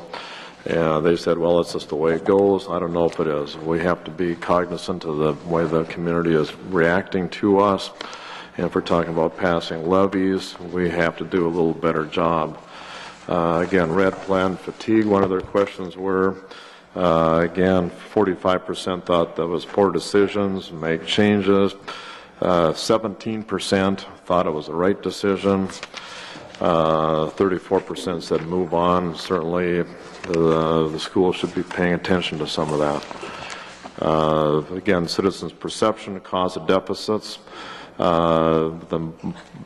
The major one is school district management, 38%. The next highest one is 31%. So the perception in the community is that is the school district management, including that of the board, which is a cause of the deficits. Size of operating levy, I mean, the people that are concerned about the mismanagement is certainly quite high, as that it should stay where it's at. And I guess I'd suggest to people in Duluth, look at this survey. It does not paint, I don't think as pretty a picture as a school paper, the Duluth paper made it sound. And if we are going to change the way we do business, we have to look at that, and we have to make that perception change. If we do want people to come to the school, we can't put our head in the sand and say, well, everything has just been great, because it's not. And so we have to change that. Okay, I think we're ready to vote on the entire business report. Oh, Member Glass, you had a question? Yes, I wanted to ask the question if this Bill Morris Decision Resources, was this the same firm that did the 2007 survey for the red plan? Yes, it was. And is there some reason why we weren't told that when we employed them this time around? Because I think fact is, Bill Morris was here then as he was before. Everybody knew that Decision Resources did that, so I thought it was well understood. Well, I guess I must have missed that point, because I certainly would have asked him a little more pointed questions around the last time, because it would appear that there's was a large discrepancy in his finding between those people that wanted to vote on the red plan, and he said people were disinterested. That was a result of his survey. If I had been aware that he was the same surveyor, I would have certainly wanted to sharpen his questions that were more relevant. And along that line, the presentation that Member Johnson just talked about, in people who want to move on from the red plan, it doesn't say whether or not they were positively disposed to it or not. And if those people are those included in those are not positively oriented toward the red plan, then it would look like 3/4 of the population doesn't like the red plan, and only 17% does. And so there's a question in my mind that people that want to move on don't necessarily like the red plan, they just want to quit talking about it. Member Johnston? I'd like to thank Member Glass for bringing that up. I wasn't aware of that, but I do remember from looking at the review and comment on the red plan that there was a comment from the surveyor that said there was unanimous support in the city not to have a referendum. And obviously that's baloney. And I guess I don't put much weight in his credibility anymore. I guess I'd just say, Board, if you remember that presentation and the data, it was just like this format. I don't remember anything that was 100%. It just gave percentages on each of these items, and those questions asked as well, as you'll remember. So. Okay, thank you, Superintendent. Okay, we're ready to vote on the entire business report, excluding the resolutions and then the 2 bids that we already voted on. So, Board, all those in favor say aye. Aye. Opposed? No. Okay, that carries 6-1 with Member Glass voting against it. Okay, we are at, where are we here? We have no special resolutions, and if there's any questions, I have a question. Member Johnston? Sure. I got a couple items there for the other items, agenda item. This is a question which I just found out about, is that in the last month's school board we passed resolutions indicating Lincoln Park and Rockledge would be closed, but yet it's saying that there would be no action taken. We addressed it a little bit earlier, but it's still a little bit confusing to me. And because there has been apparently notifications of RFPs, and I got something in the mail from somebody talking about Woodland. Woodland and Morgan Park and Nettleton are also listed in the RFPs, I understand, but yet the school has made no decision to close that yet. Again, I don't understand why we're not going through and making a decision to close Morgan Park and Woodland and Nettleton if we even have an RFP out on it now. Again, the same old stuff. This is why there's a perception in this community that things aren't good here, is that people see this. They see the RFP, they see us, we're not even having a hearing while we're closing Morgan Park and Woodland and Nettleton. There's already RFPs out to find some use or to sell it. So I just wanted to make a comment there that we got to do a better job on that. And we'll bring this up on the next month on the agenda. Two other topics I want to mention that I think we all know about, at least I read about in the paper to hear anything, that there was an eminent domain. The school, I think, is a very black mark. We went to use eminent domain to take private property, which I don't think was necessary at all. And I just want to make a comment on that was a very black mark, I think, on the school district. It's just going to, again, make the perception negative on us if we have to resort to those kind of tactics. One other thing I would ask that the chair suggest to her that when we have a vote, the proper question, according to Tom Dean down at the Minnesota School Board Association talking about meeting procedure, is the question is to ask if the discussion is done, not to state that we're going to have a vote. And I'd ask the chair to consider that for future meetings. Member Glass. Yes, I was wondering if we've resolved the issue on election law for the filing period.